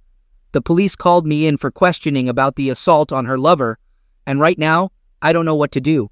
My mind is not clear, and I'm seeking some direction. We have an amazing 11-year-old son, and until last night, I believed we had a good marriage. I thought I treated her well, and we didn't face any financial or confidentiality issues. I used to wake up every morning thankful that she's my wife, but now I'm unsure about everything. Yesterday, I received a call from my local police department as I was finishing work, asking me to come to the police station as soon as possible. This made me panic, and I asked if something had happened to my wife or son. They assured me not to worry and just come to the station quickly. Upon arrival, they placed me in a room with a table and chairs, asked for my name, and then started questioning me about a guy my wife works with. I haven't seen or talked to this guy since December 2019. At my wife's company Christmas party, the officers repeatedly asked me how long I've known and how I found out. After an hour of this, I stopped answering their questions and kept asking about the safety of my son and wife. We went back and forth for about 2 hours, with breaks in between when they left the room for 15 to 20 minutes, only to return and restart the questioning, resembling some low-budget cop show. The last time they entered, the cop handed me a tablet and showed me a video of my wife and the guy from her work being closeness. After that, I don't recall much, except for repeatedly screaming in shock and having a full-blown panic attack in the middle of the police station. A paramedic checked my high blood pressure, and despite the recommendation to go to the hospital, I refused, insisting I needed to find my wife and son. Once I calmed down, the officers explained that the guy in the video had an affair with my wife and apparently several other women. That morning, he was found in critical condition in his driveway, having been thumped, ruined, and set on fire. They didn't know if he would survive. His wife gave permission to check his phone and computer, where they found the video of my wife. They asked where I was that morning, and I told them the gym, then work about 10 minutes from the gym. At that point, they said I could leave, but suggested I might not want to stay at my house because they weren't sure if his affair with my wife could be the reason for the attack. They also mentioned my wife wasn't the only person he had an affair with, prompting me to rush home. My son was staying with our neighbors, so I picked him up and we packed some clothes and his school laptop. I grabbed my weapon and we headed to my parents' house, 45 minutes away. I still haven't heard from my wife. Her phone is going straight to voicemail. I called the officer who gave me his card, and he informed me that she is at the hospital with the guy she's been cheating with. I'm here in bed with my son on one side and my 38 on the other. My dad is sleeping in his chair in the living room with an auto shotty across his lap, and I haven't slept in over 30 hours. I don't even know where to start. Any help would be appreciated right now. Update. I learned from my lawyer that the police have significant authority, especially if you're not under arrest. They can pretty much do or say anything, even lie directly to your face, which is what happened. Turns out, when I contacted the detective, my wife wasn't at the hospital with her lover. She had been admitted to the psychiatric facility earlier that day while he was still in surgery. I don't know why they lied about it, but it's made me highly suspicious of law enforcement. After waking up that afternoon, I reached out to my uncle's law partner, who's also a family friend. He came to my parents' house, discussed my options with me, and his entire law firm is now handling both my divorce and criminal defense. On that Sunday, he obtained an emergency custody order and a protective order against my wife for me, my son, and my parents. Our court date is in 60 days. The police served her on Monday as she was leaving the psychiatric hospital. According to her brother, who's a close friend of mine, she didn't take it well and is staying with her parents for the time being. I still haven't talked to her, and she hasn't made any attempt to speak to me either. Whether it's due to shame, indifference, or the order of protection, I don't know, but I'm glad nonetheless. My wife isn't the person I thought she was, and I feel ashamed for not realizing it sooner. I had to tell my son the truth, age-appropriate and straightforward. His first words were a plea not to let mommy take him away. When I asked why, he told me my wife had been treating him poorly when I wasn't around, threatening to take him away if he told me, saying he'd never see me again. She's been emotionally torturing our son, and I was too blind to see it. That hurt me more than the video, to be honest. I informed the lawyer about my son's revelation, and he used it, along with her mental state and commitment, to secure emergency custody. I've contacted his school for therapy resources, and he will start therapy after the first of the year. I feel like the worst father at this point. Regarding our families, her parents contacted me on Tuesday, wanting to see us. I was still at my parents' house and allowed them to come, but she wasn't allowed near us. They agreed. They were apologetic, and her mother cried the entire time. Her father was heartbroken and referred to my wife as that girl. They both felt something was wrong with her and didn't raise her to be this way. We hugged and cried before they left, and I assured them they'll always be part of our lives, regardless of the divorce. After what my son told me, their visit was the hardest part of our whole ordeal. My lawyers have been doing excellent work. They found out that the man my wife was sleeping with has a lengthy criminal record. One lawyer told me that when they printed out the guy's arrest record, the printer ran for 5 minutes straight. From what they learned, he's currently on parole for medication offenses and has had gang affiliations in the past. He's still alive, but in critical condition and may not make it. The firm has an investigator who contacted the co-worker who drove my wife to the hospital. The co-worker revealed that my wife's affair was an open secret around the office. My lawyers think that's how the police figured out who I and my wife were. In the video, there are several photos from last year's Christmas party at her work, and my wife and I are in several of them. That's where I am currently in this whole situation. I'm just numb, still lost, and heartbroken. How long does the numbness last? And is there any way to get past this emotional lethargy faster? I mean, really numb, like a dream. Everything I've just said has felt like it's happening to someone else, no doubt. Update. I apologize for the long message, but I needed to express my feelings this week. First, my son is improving significantly. He began therapy in early January, and the change is already noticeable. I asked if it was okay to talk to his therapist, and he agreed. So, I've had a few discussions with her. The therapist mentioned that my soon-to-be ex verbally and emotionally mistreated our son when they were alone. He couldn't make noise or bother her, and she'd leave him alone for long periods, even overnight when I was away. She threatened him not to speak up, saying he'd be taken away and never see me again.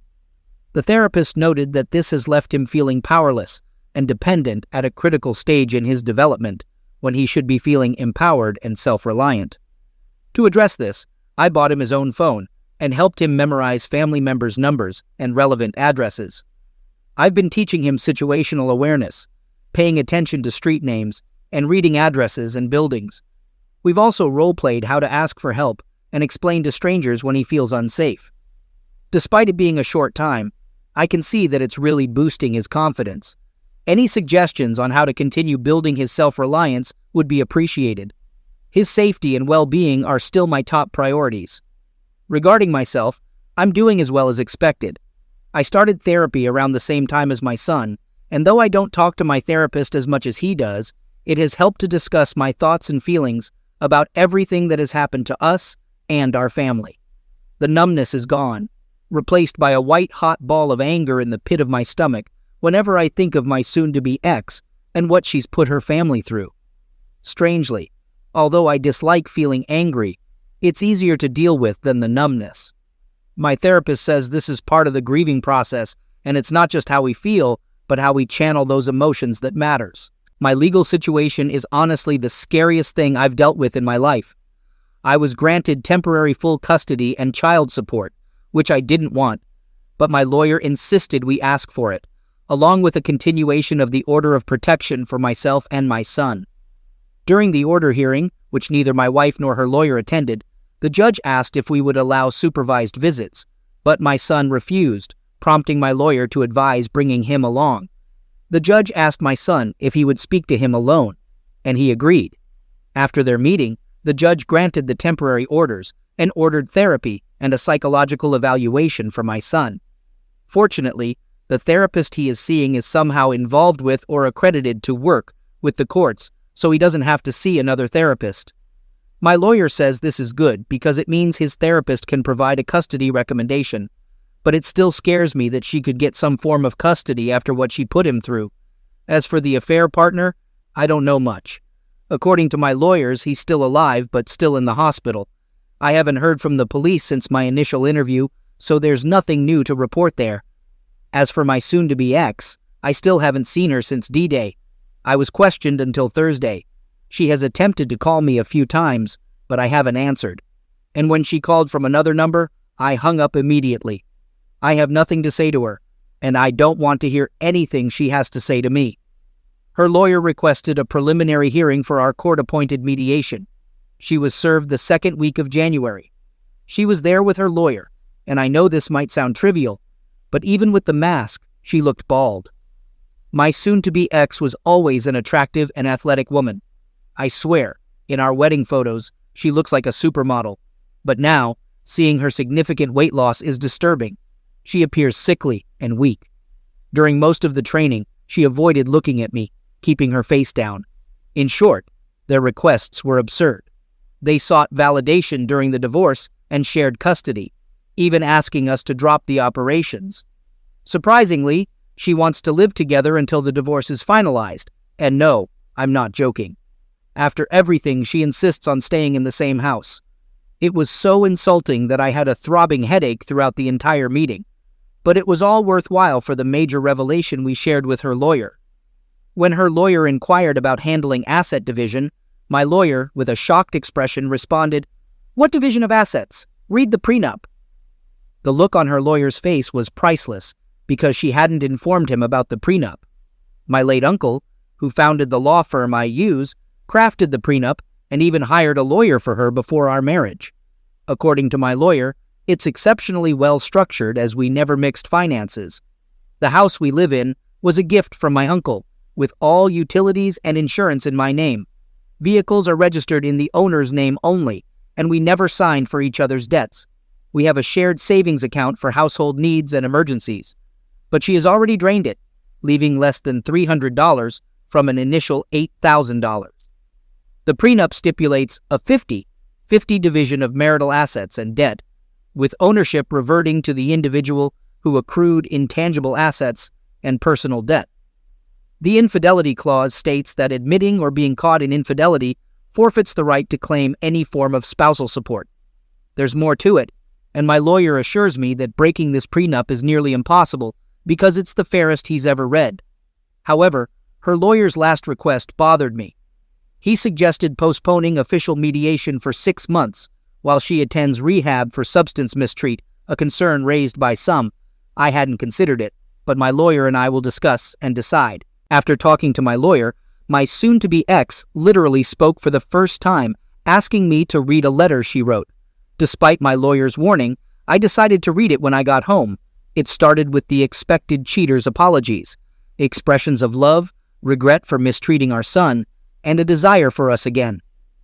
She explained that after a major surgery 2 years ago, she began abusing medication, buying from people at work, including her affair partner, who eventually became her go-to source.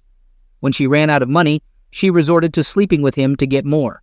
She said she hid this from me out of fear I'd make her stop, claiming he meant nothing to her but a way to satisfy her weakness. She now acknowledges the gravity of her actions, wants to change for our family, and asks for time to prove her commitment. I want to clarify that I'll never reconcile with my wife. Our marriage ended when she cheated and mistreated our son. However, I feel like the most naive person for not noticing sooner. I'm torn between discarding her or feeling justified in my sense of betrayal. Right now, I'm overwhelmed with anger and resentment towards her. But am I handling someone battling their demons appropriately? I feel lost and hopeless. Any advice would be greatly appreciated.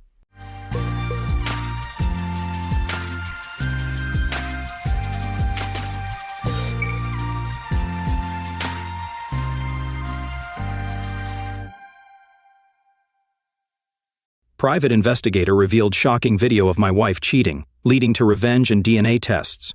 I find myself in a situation that I used to only see in YouTube videos about infidelity. I used to watch these videos for entertainment, never imagining that I'd be in a similar spot myself. It all began when I received an unusual envelope in the mail. What caught my attention was the absence of a return address, and it had 2 stamps in the upper right corner. The handwritten address made me think it might be from an old military buddy trying to reconnect. When I opened it, the letter was addressed to Mr. Unknown, which I'm using to replace my name. Here's what the letter said. Dear Mr. Unknown, I'm sending you this anonymous letter to let you know that your wife has been having an affair with Mr. Bossman, who is involved with multiple women. I read the letter multiple times. The author wanted to remain anonymous and wanted me to know that my wife was having an affair with her supervisor. The mention of multiple women likely meant that the supervisor was involved with more than one woman. I had seen her supervisor once when I dropped my wife off at work. He was a tall guy, around 6 feet 4 inches or 6 feet 5 inches, bald, below average in looks, and out of shape, resembling a heavier golem. I knew my wife's type, and he didn't fit it. To give some context, during my time in the military, I focused on endurance training. But about 6 months before leaving, I decided to start lifting weights because I was tired of feeling fatigued during workouts. I gained 20 lbs of muscle. It may sound conceited, but my physical appearance improved significantly. However, at 5 feet 9 inches, I didn't consider myself a Don Juan. Nonetheless, with my new physique, I noticed a substantial increase in attention from women. They would check me out discreetly, and one of my wife's friends even subtly showed interest once. My wife, who was the jealous type, never seemed to notice any of this. As a religious person, I never took advantage of these opportunities or flaunted them to boost my ego. I didn't flirt or have affairs, it was just a confidence boost. My wife's only comment was, "If your neck disappears, you need to stop," which was a bit underwhelming but made me believe she loved me for who I was, not just my body. Returning to the letter, I took it with a grain of salt since there was no concrete evidence. Confronting my wife wouldn't help because if she denied it, what else could I do? I lacked evidence, and if there truly wasn't an affair, confronting her without proof would drive it underground. Suspicion alone wasn't enough, as voicing my suspicions would make her think I didn't trust her. What if I was mistaken? Having solid evidence was crucial. Let me provide some background about us. I'm 35 years old and my wife is 33. We met in college and got married shortly after. I also enlisted in the military, and during our time together we had 3 kids, a 9-year-old boy and 2 girls, aged 7 and 5. My wife was a stay-at-home mom, taking care of our 3 children. I'm confident that she remained faithful throughout my military service. We had a great group of friends who supported her when I was deployed. Contrary to the stereotype of cheating spouses during deployments, it's challenging to keep such things hidden, although it does happen. To cut a long story short, I was rarely at home during my last posting, and as I continued to advance in rank, it was only going to get worse. So, I decided to leave the military after serving for 10 years. I made the choice to leave. Typically, this is a pivotal moment in a military career because it doesn't make financial sense to leave after this point. Military orders are typically at least 3 years, and retirement occurs after 20 years. I made this decision to start over in the corporate world from the bottom up, primarily to be a more present father for my children, as I hadn't spent much time with them before and had never changed a diaper. Regarding my decision to leave the military, my wife wasn't thrilled about it at all.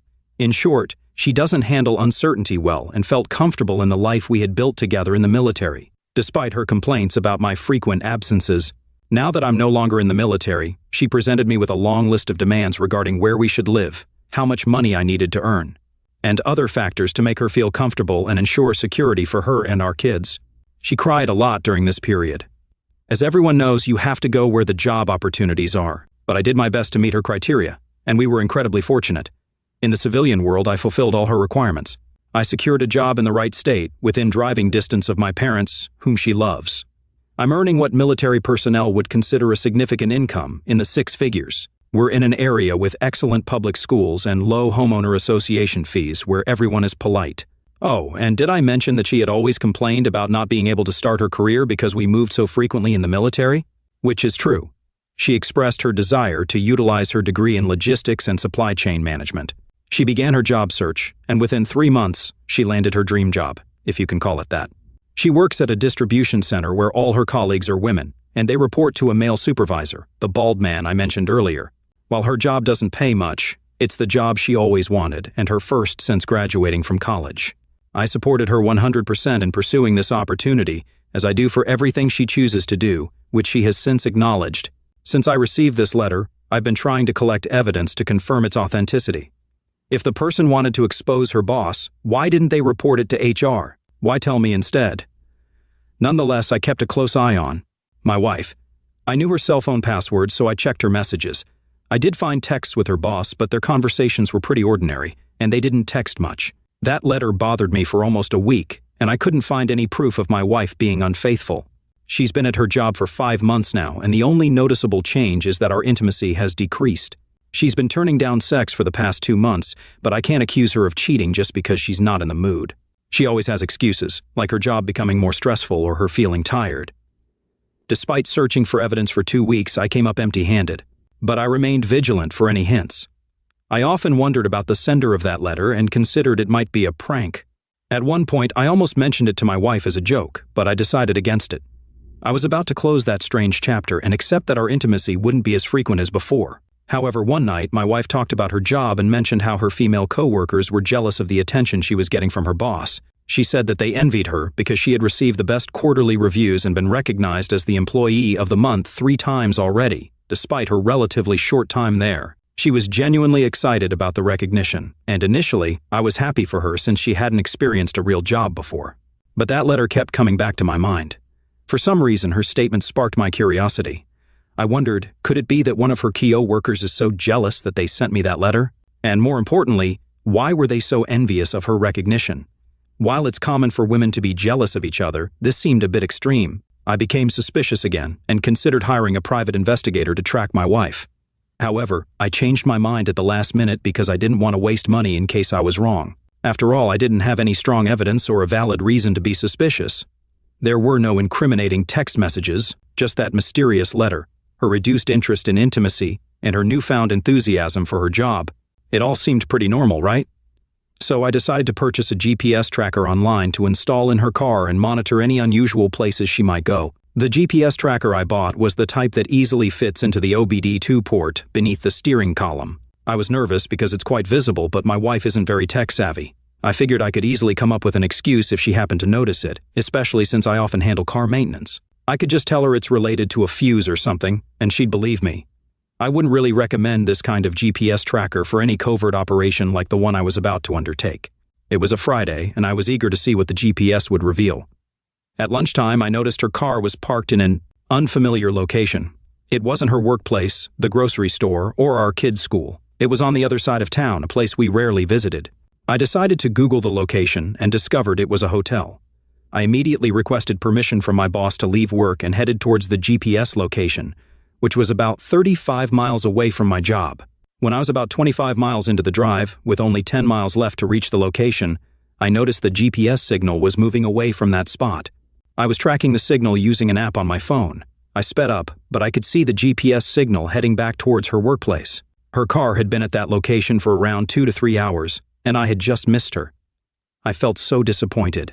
I got out of my car and looked around the area, trying to figure out if her car was parked at a Best Western hotel or the nearby restaurant. Another thought crossed my mind. Maybe she was out eating with her CO workers because the restaurant and hotel were next to each other. But it seemed strange for her to travel this far just for a restaurant when there were plenty of options between her workplace and that location. It's not like she was a big fan of Golden Corral, willing to drive 27 miles for a meal. That day, I returned home with numerous questions, but no answers. My wife noticed that something was bothering me when I got home, but I lied and told her I had a tough day at work. I made an effort not to confront her, but I still felt like I lacked sufficient evidence to do so. Consequently, I decided it was time to hire a private investigator because I couldn't keep checking my phone and leaving work to track her down and catch her cheating. On Saturday, I spoke with a private investigator who charged $25 an hour. He wasn't a licensed investigator, but rather a person with a good camera phone whom I found on Craigslist. I agreed to pay him to follow my wife during her lunch hours. His services weren't too expensive since he only worked during those hours. The private investigator also installed a GPS tracking app on his phone, allowing him to see what I could see. I informed him about the incident involving the Best Western and Golden Corral and showed him the location. Monday through Thursday passed without any noteworthy events. Everything was routine. Then on Friday, the private investigator alerted me to some movement. He texted me that my wife was driving toward the location of the Best Western, and he was tailing her. I opened the app to confirm his report. Since he knew her destination, he went ahead of her and arrived there before her. When my wife got there, she went alone into the hotel. The private investigator took photos of her entering the hotel and followed her inside. He was also aware of her boss, as I had described him, so he knew what he looked like and the car he drove. The private investigator sat in the hotel lobby and discreetly recorded my wife entering the elevator. He managed to join her in the elevator, which was a risky move as it could have blown his cover if she had seen him multiple times and recognized him. I suppose you get what you pay for. The private investigator noticed that she got off the elevator on the 3rd floor and recorded everything.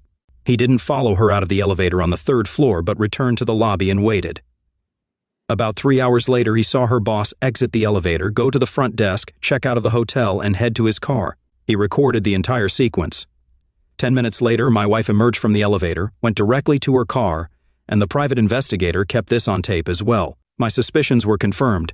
She was cheating on me with that bald guy. I now had all the evidence I needed to confront her. The private investigator sent me all the recordings and pictures to my Dropbox. I compiled them into one video and came home early, before she did, with my laptop and the envelope I mentioned earlier in my post. If you were to inquire about my feelings at that moment, I would say I felt surprisingly calm because I had been mentally preparing myself for this exact situation. When she returned home, I summoned her to the kitchen. My laptop was on the countertop, where I had compiled the recordings into a 30-minute video that showcased her arrival at the hotel, exiting the elevator. Her boss emerging shortly after, followed by her. I presented the video to her, and within less than 2 minutes of watching, she fully comprehended its content. She turned to me with an apologetic expression and uttered, I can explain. Tears welled up in her eyes as she repeated, "I'm sorry." I silenced her and pointed at the screen, urging her to keep watching. Despite her attempts to turn around and explain herself, even attempting to get me to stop the video, my anger grew. I grabbed her by the back of her hair, forcing her to face the laptop. I pointed at the screen and harshly told her to keep watching. "You know what you did." As she cried softly and continued to watch, I held her hair throughout the entire video. She continued to sob and tremble. I could tell from the fear in her eyes that she was terrified of me, as she had never seen me this furious before. I must clarify that I am not a violent person, and I had never laid a hand on her or any other woman in such a manner before. However, I made an exception on that particular day. After we finished watching the video, I forcefully pushed her to the floor, causing her to fly across the room. I had a strong urge to physically harm her, and I yelled at her, accusing her of sleeping with her boss just 5 months into her new job, and who knows how many others. She responded through tears, claiming it was the only time she had cheated. I asked her how long it had been going on, and she confessed that it had been 2 months. She stated that she didn't care about him. The sexual encounter meant nothing to her, and she couldn't explain why she had done it. I yelled at her, demanding that she start talking, or I would resort to violence. She confessed to everything, admitting that she wasn't genuinely attracted to him, but because other women were interested in him. She wanted him too, almost like it was a competition. I believe it had to do with him being the male boss in a predominantly female workplace. According to her, he was involved with other women as well. I couldn't comprehend how my once beautiful wife was involved with this guy who resembled Gollum. She was doing so merely because other women were interested in or already involved with him. It seemed like she had forgotten that she was married while engaging with this guy and denying her husband intimacy. What kind of world were we living in? It appeared that she was with him more out of competition than anything else. I was extremely upset, and words couldn't express it. I felt like my previously pristine image of my wife had been tarnished. That night, I called her derogatory names and told her I didn't want to see her again. I kicked her out of the house because I couldn't stand the sight of her, and she went to stay with a friend. That night was incredibly stressful because I had to feed and put my kids to bed, and I didn't know where anything was in the house. I was running around like a headless chicken, trying to resist calling my wife because my 5-year-old was crying. My wife had always been the stay-at-home mom and more involved in my kids' lives than I was. I was the breadwinner, and she was the homemaker. I thought we made a great team, until now. She had destroyed everything because she was trying to compete with other women, disregarding the fact that she was married. She displayed very immature behavior.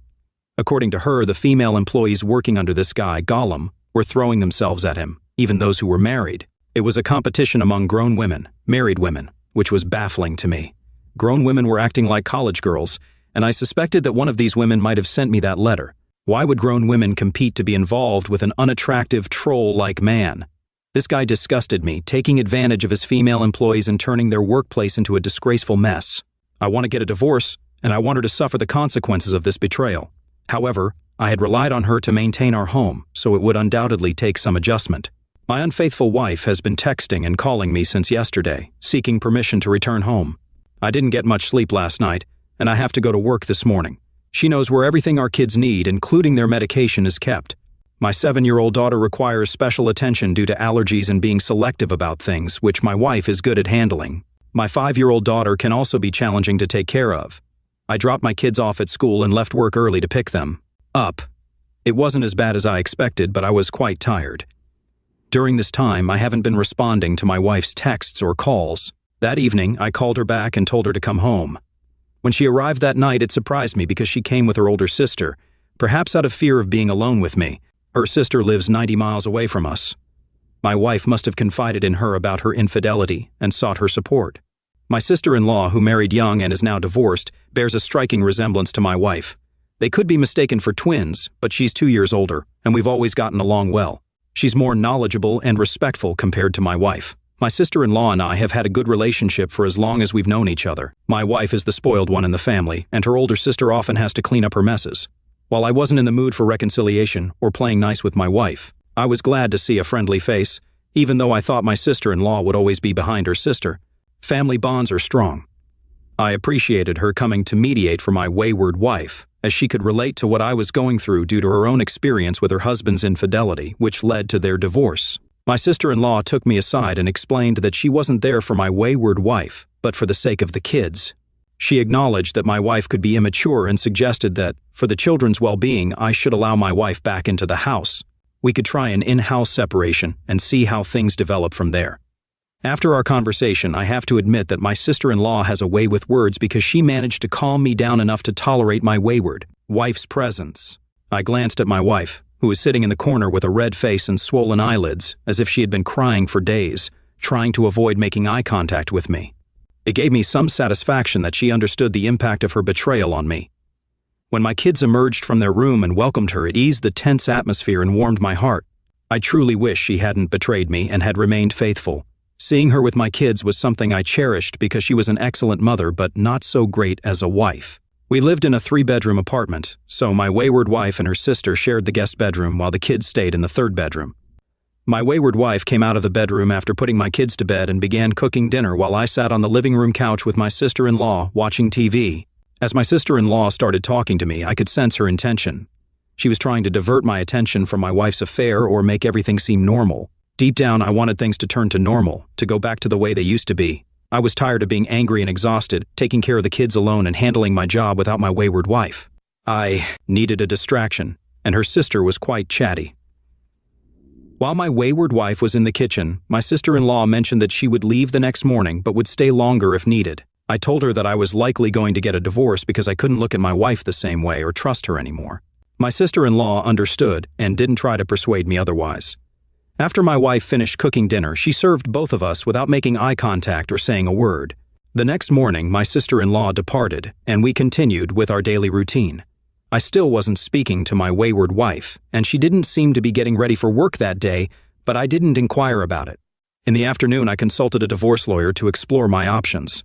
The lawyer mentioned that based on my wife's income, I might have to pay alimony and child support. It seemed absurd because she was only earning $45,000 a year, and she had cheated with her boss. Cheating with a superior, especially when in a committed relationship, is never acceptable. Perhaps her newfound financial independence, as it was her first job since college, had played a role in her actions. However, she had clearly taken it too far. I didn't have an issue with providing alimony and child support, as I had essentially done that during my military service when I earned less. It wasn't about the money, it was a matter of principle.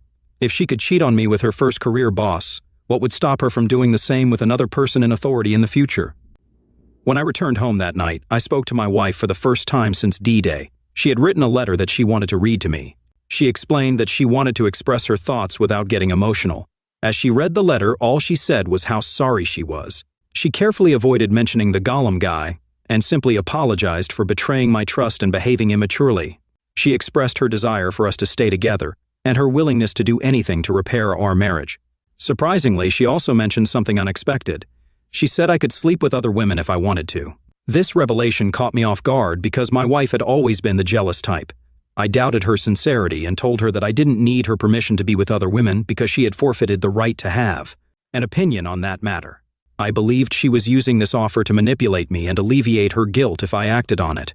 I interrupted her and clarified that I had no interest in being with other women, and if I were, I wouldn't have married her in the first place. This made her burst into tears, but I insisted that she hadn't explained why she had deceived me for 2 months.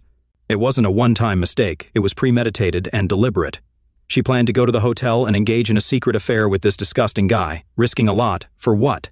I informed her that we were getting a divorce, and my mind was already made up. I added that, despite her physical attractiveness, I couldn't stand sleeping with her or having her near me. She kept asking, "Why are you being so cruel to me?" I had spoiled my wife, treated her like a princess throughout our relationship, never raised my voice, always pampered her, allowed her to make all the rules at home, and gave her control over our household. She had grown accustomed to it. I treated her well and never mistreated her. Perhaps that's why she ended up with the first guy who ordered her around, thinking I would continue being the same nice guy, even after she had an affair with her boss. It's unbelievable, and there's more. She also informed me that she had quit her job because she couldn't bear being there and seeing her former boss's face. She said she had everything with me but managed to throw it all away because she thought she could fit in with her coworkers. She claimed she wasn't sure how it had escalated to sexual interaction, despite my disgust at the thought of her boss.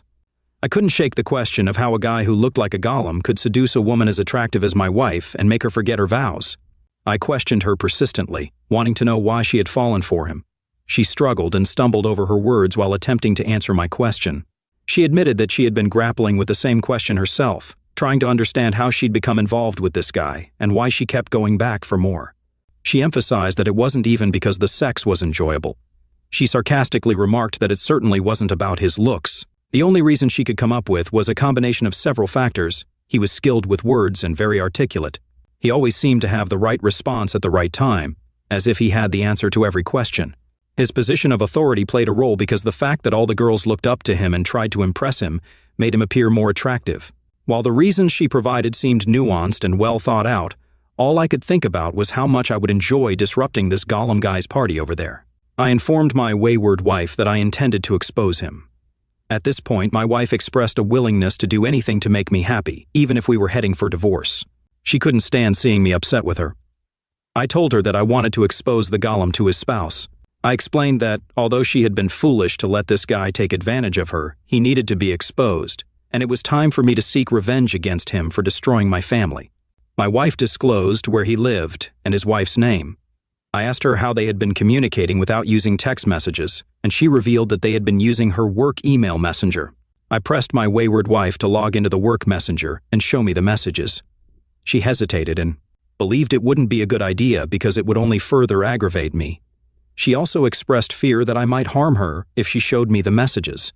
I continued to insist, but she insisted that, since I had decided to proceed with the divorce, she would show me the messages when it was finalized and we were separated.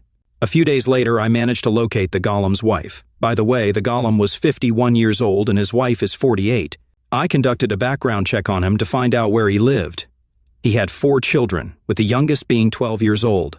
I made an additional copy of the video and saved it on a thumb drive. Then, I went to the Gollum's house when I knew he was still at work, probably involved with another one of his employees. I knocked on his door, and his wife answered. I believe she was the only one home at the time. I explained my story to her and handed over the flash drive containing the evidence, along with the anonymous letter that had been sent to me. She revealed that she had received a similar letter and confronted her husband about it. However, he denied any wrongdoing and accused the women at work of being lazy and hating him because he insisted they do their jobs properly. He had convinced his wife that these women were trying to destroy his life, and she believed him. She had never considered hiring a private investigator or suspected anything was amiss. The Gollum's wife was very grateful for the information I provided, and I left her my contact information as well. She expressed her thanks for my service to the country, and we said our goodbyes. I'm not certain if they ultimately got a divorce or separated, but at least she now knows that I'm aware of his actions. Last week, I submitted all the evidence I had to the HR department. I spoke with a lady on the phone, and she invited me to come by in person. During my visit, I provided another flash drive containing evidence and a statement from my wayward wife, admitting her affair as the reason for her job resignation. I believe this should be sufficient to get him fired from his position. Before leaving the job site, I decided to pay the Gollum a visit. After exiting the front lobby, where the HR office is situated, I went around the corner to the dock area, where the 18-wheelers are unloaded. It wasn't a very secure location, and one of the side doors was unlocked, allowing me to slip inside the building. Although I wasn't familiar with the layout, I knew the Gollum's name, so I asked an employee who directed me to his office. While walking through the warehouse, I noticed that the majority of the workers there were females, including the forklift drivers. It seemed like this company had a policy of hiring predominantly female employees. Although there were some male workers, they were few and far between. As I approached the direction of the Gollum's office, I saw him exiting one of the offices. I was about 50 feet away when I called him by his name. He turned toward me, trying to identify who I was. He may have assumed I was a truck driver there to drop off something. As I got closer and almost face-to-face with him, I didn't utter a word. Instead, I delivered a right hook, knocking him out cold with a single punch. Afterward, I calmly walked out of the warehouse. As I reached the exit door, I glanced back and saw a small crowd forming around him as he was starting to regain consciousness. I then opened the door and exited the building. Yesterday, shortly after returning from work, I heard a knock on my door. When I opened it, I found 2 police officers standing there. They had come to question me regarding the assault that occurred at my wife's former workplace. They suspected that I might be involved in the assault on Gollum, but they lacked concrete evidence. From the way they framed their questions, it was clear that I was a suspect.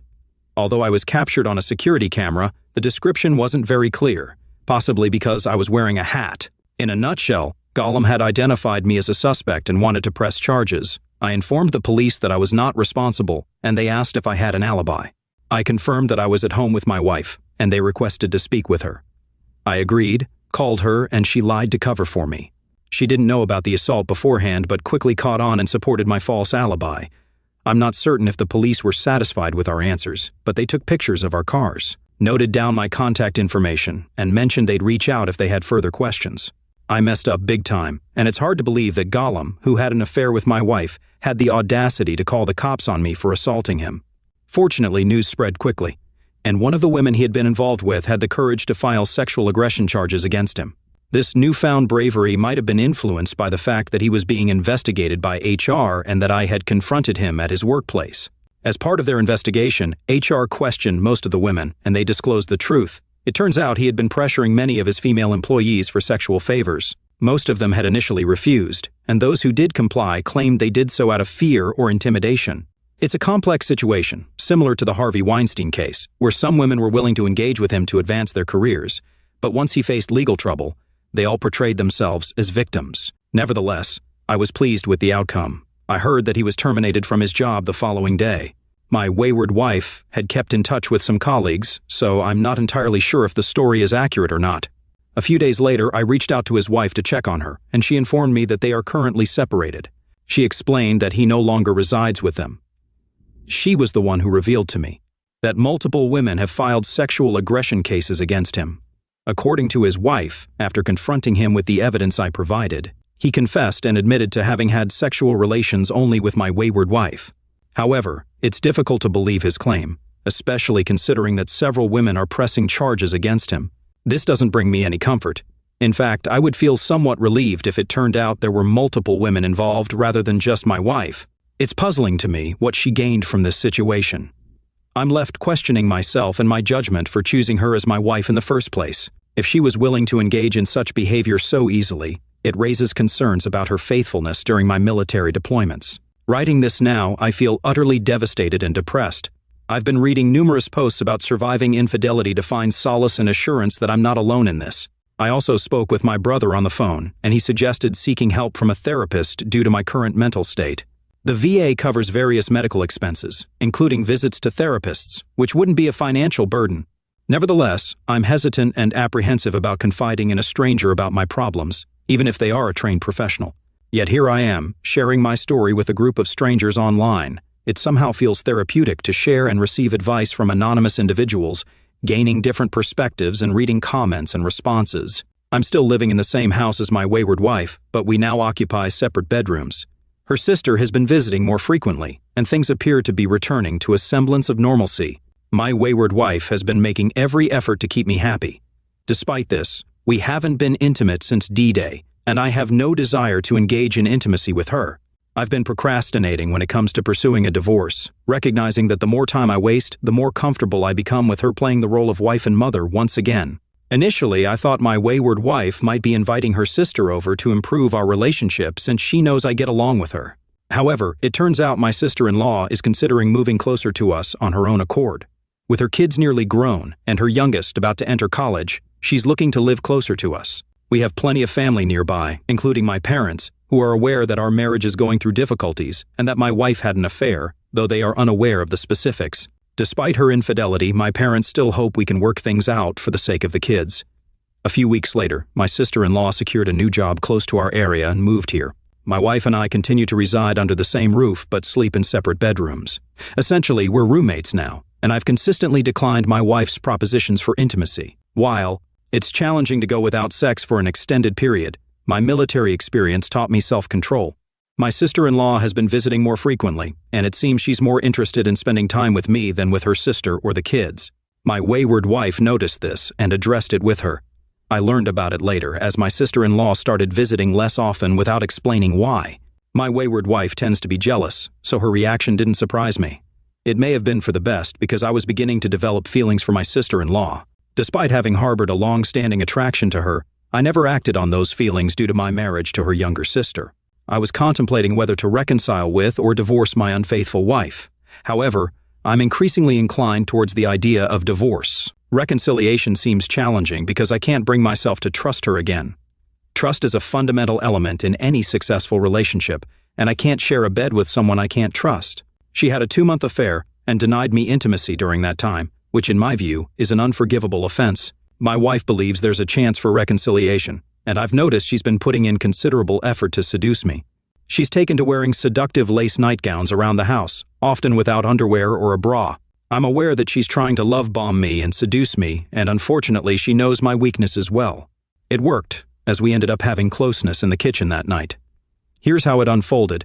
I was getting something from the refrigerator, perhaps a beer, and, as I walked by, I noticed her with her back to me, resting on the kitchen counter while preparing fruits for our kids' school lunch. She was wearing a transparent lace robe with no panties or bra.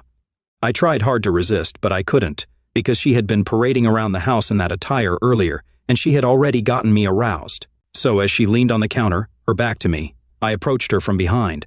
I put my hands on her hips, pulled her towards me, and then gently moved her into a standing doggy position. I lifted her lace robe, and that's when things escalated. It was probably the most passionate encounter we've ever had. It wasn't the slow, romantic lovemaking we were accustomed to. It was raw and passionate, purely driven by my pent-up desires. I noticed she reached climax more quickly, and her body responded more intensely than ever before. I'm not sure if it was my imagination, but her reaction was unlike anything I'd seen in our 10 years together. During that time, we'd always had slow, tender sex, nothing aggressive or rough. We only stopped because she was getting too loud, and our kids were starting to hear her and were coming out of their rooms. I was still in a daze when the kids interrupted us, and I should have suggested we continue in the bedroom. But instead, I went to the bathroom to finish alone.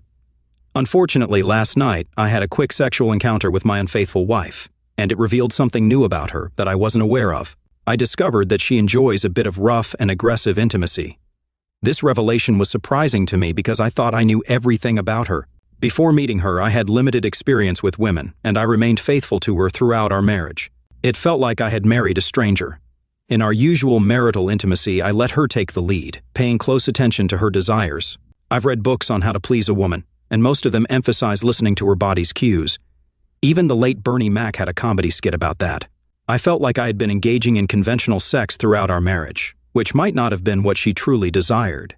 Last night, I took control and did what I wanted, disregarding her preferences, and surprisingly, she responded positively and reached climax faster.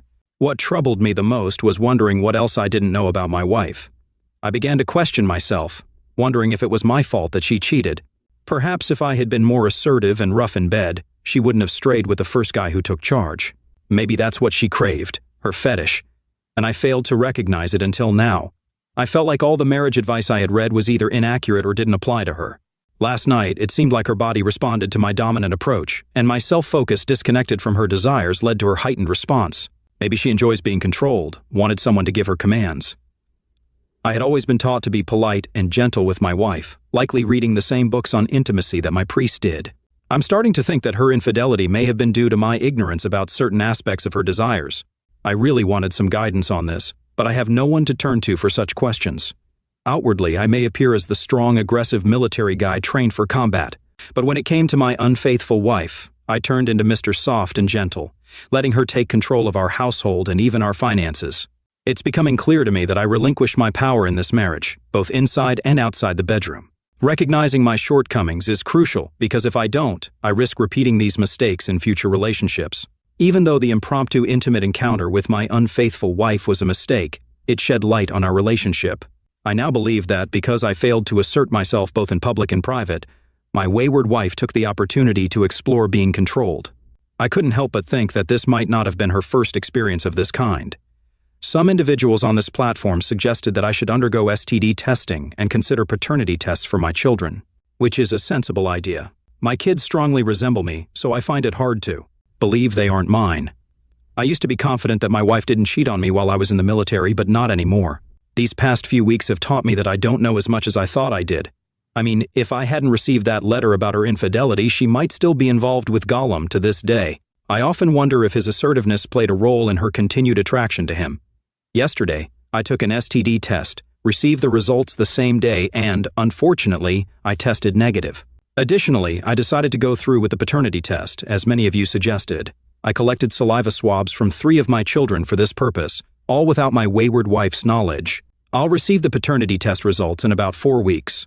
I'm not overly concerned about the paternity test results because I believe my kids are mine, and the timing of their conception aligns with when I was at home. During my time in the military, we lived in on base housing provided for married service members. As for an update, there's not much to report at the moment. I'm still contemplating moving forward with the divorce. My lawyer has drafted the separation agreement, and it turns out that I will be required to pay her alimony. This won't be much different from our current arrangement, as I've been providing her with financial support since she was a stay-at-home mom. Currently, we're on speaking terms but sleeping in separate bedrooms, essentially living as roommates. We haven't engaged in any intimate activity since our unexpected encounter on the kitchen counter. She's been making efforts to win me back, but I've been avoiding her, staying out late, hanging out with friends after work, and sometimes not even returning home. She calls my cell phone to check on my whereabouts, but I choose not to answer. She's noticed that I'm emotionally distant and feels that I've mentally checked out of the marriage. I should have initiated the divorce process weeks ago, but I'm hesitant due to my aversion to change. I'm also concerned about managing my demanding job while sharing custody of the children. When we do separate, I'll likely aim for a 70-30th custody arrangement in favor of spending more time with the kids. I adore my children and cherish every moment with them. They often prefer to spend more time with me than with my wayward wife because I tend to indulge them, buying them presents and being lenient, while she takes on the role of disciplinarian. I occasionally hide the gifts I purchase for my kids to avoid my wayward wife's scrutiny, although she usually discovers them eventually. I am the primary breadwinner, and she has been the homemaker, and this arrangement has worked for me. The police haven't contacted me yet regarding the assault, and I hope it remains that way. I've heard that a civil case has been filed against Gollum, but I'm not sure if he's in jail or what happened to him. Apparently, before I intervened, none of these. Women thought it was a good idea to report him to the HR department for sexual aggression or a similar offense, maybe because they felt their voices wouldn't be heard.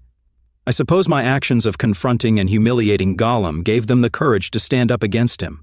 Yesterday, I received the paternity test results, and they confirmed that all 3 kids are indeed mine. Thank goodness for that. It looks like I'll be proceeding with the divorce. As I mentioned earlier in this post, I have no qualms about financially supporting my wayward wife. I had informed her beforehand that I would be serving her with divorce papers, and she cried. But she understands there's no turning back. Despite all the embarrassment and pain she caused me, I genuinely wish her well. I have no doubt that she will find someone else soon because she's still a very attractive woman. However, it's the end of the road for both of us. In our conversation before serving her, we discussed her future, and she mentioned getting a part-time teaching job to keep herself occupied.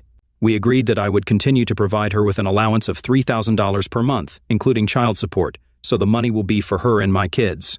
I've heard that it might not be a wise idea to avoid the legal system, but I have reservations about having more government involvement in my paycheck. Finally, we completed the divorce agreement with both our lawyers present. It was an amicable divorce, and I hold no grudge against her. She clearly regrets her actions and took responsibility for them. I've forgiven her for the sake of my kids, but I'll never trust her or consider reconciling. I recently found a nice 2-bedroom apartment in a good area of town. There are plenty of beautiful women around, and I never had the chance to date since my wife was the only woman I'd been with. It's not as easy as it seems to muster the courage to ask a girl out because I've never really learned how to date. But I'm still an attractive guy, and women do check me out from time to time, so I like my chances. One more thing. My sister-in-law has been visiting my apartment more often now that I'm no longer living with my wayward wife. It's clear that she's attracted to me, and we've been spending more time together. I don't know where this is headed, but I'm not interested in dating her, and I think she understands that. Nonetheless, we both enjoy each other's company.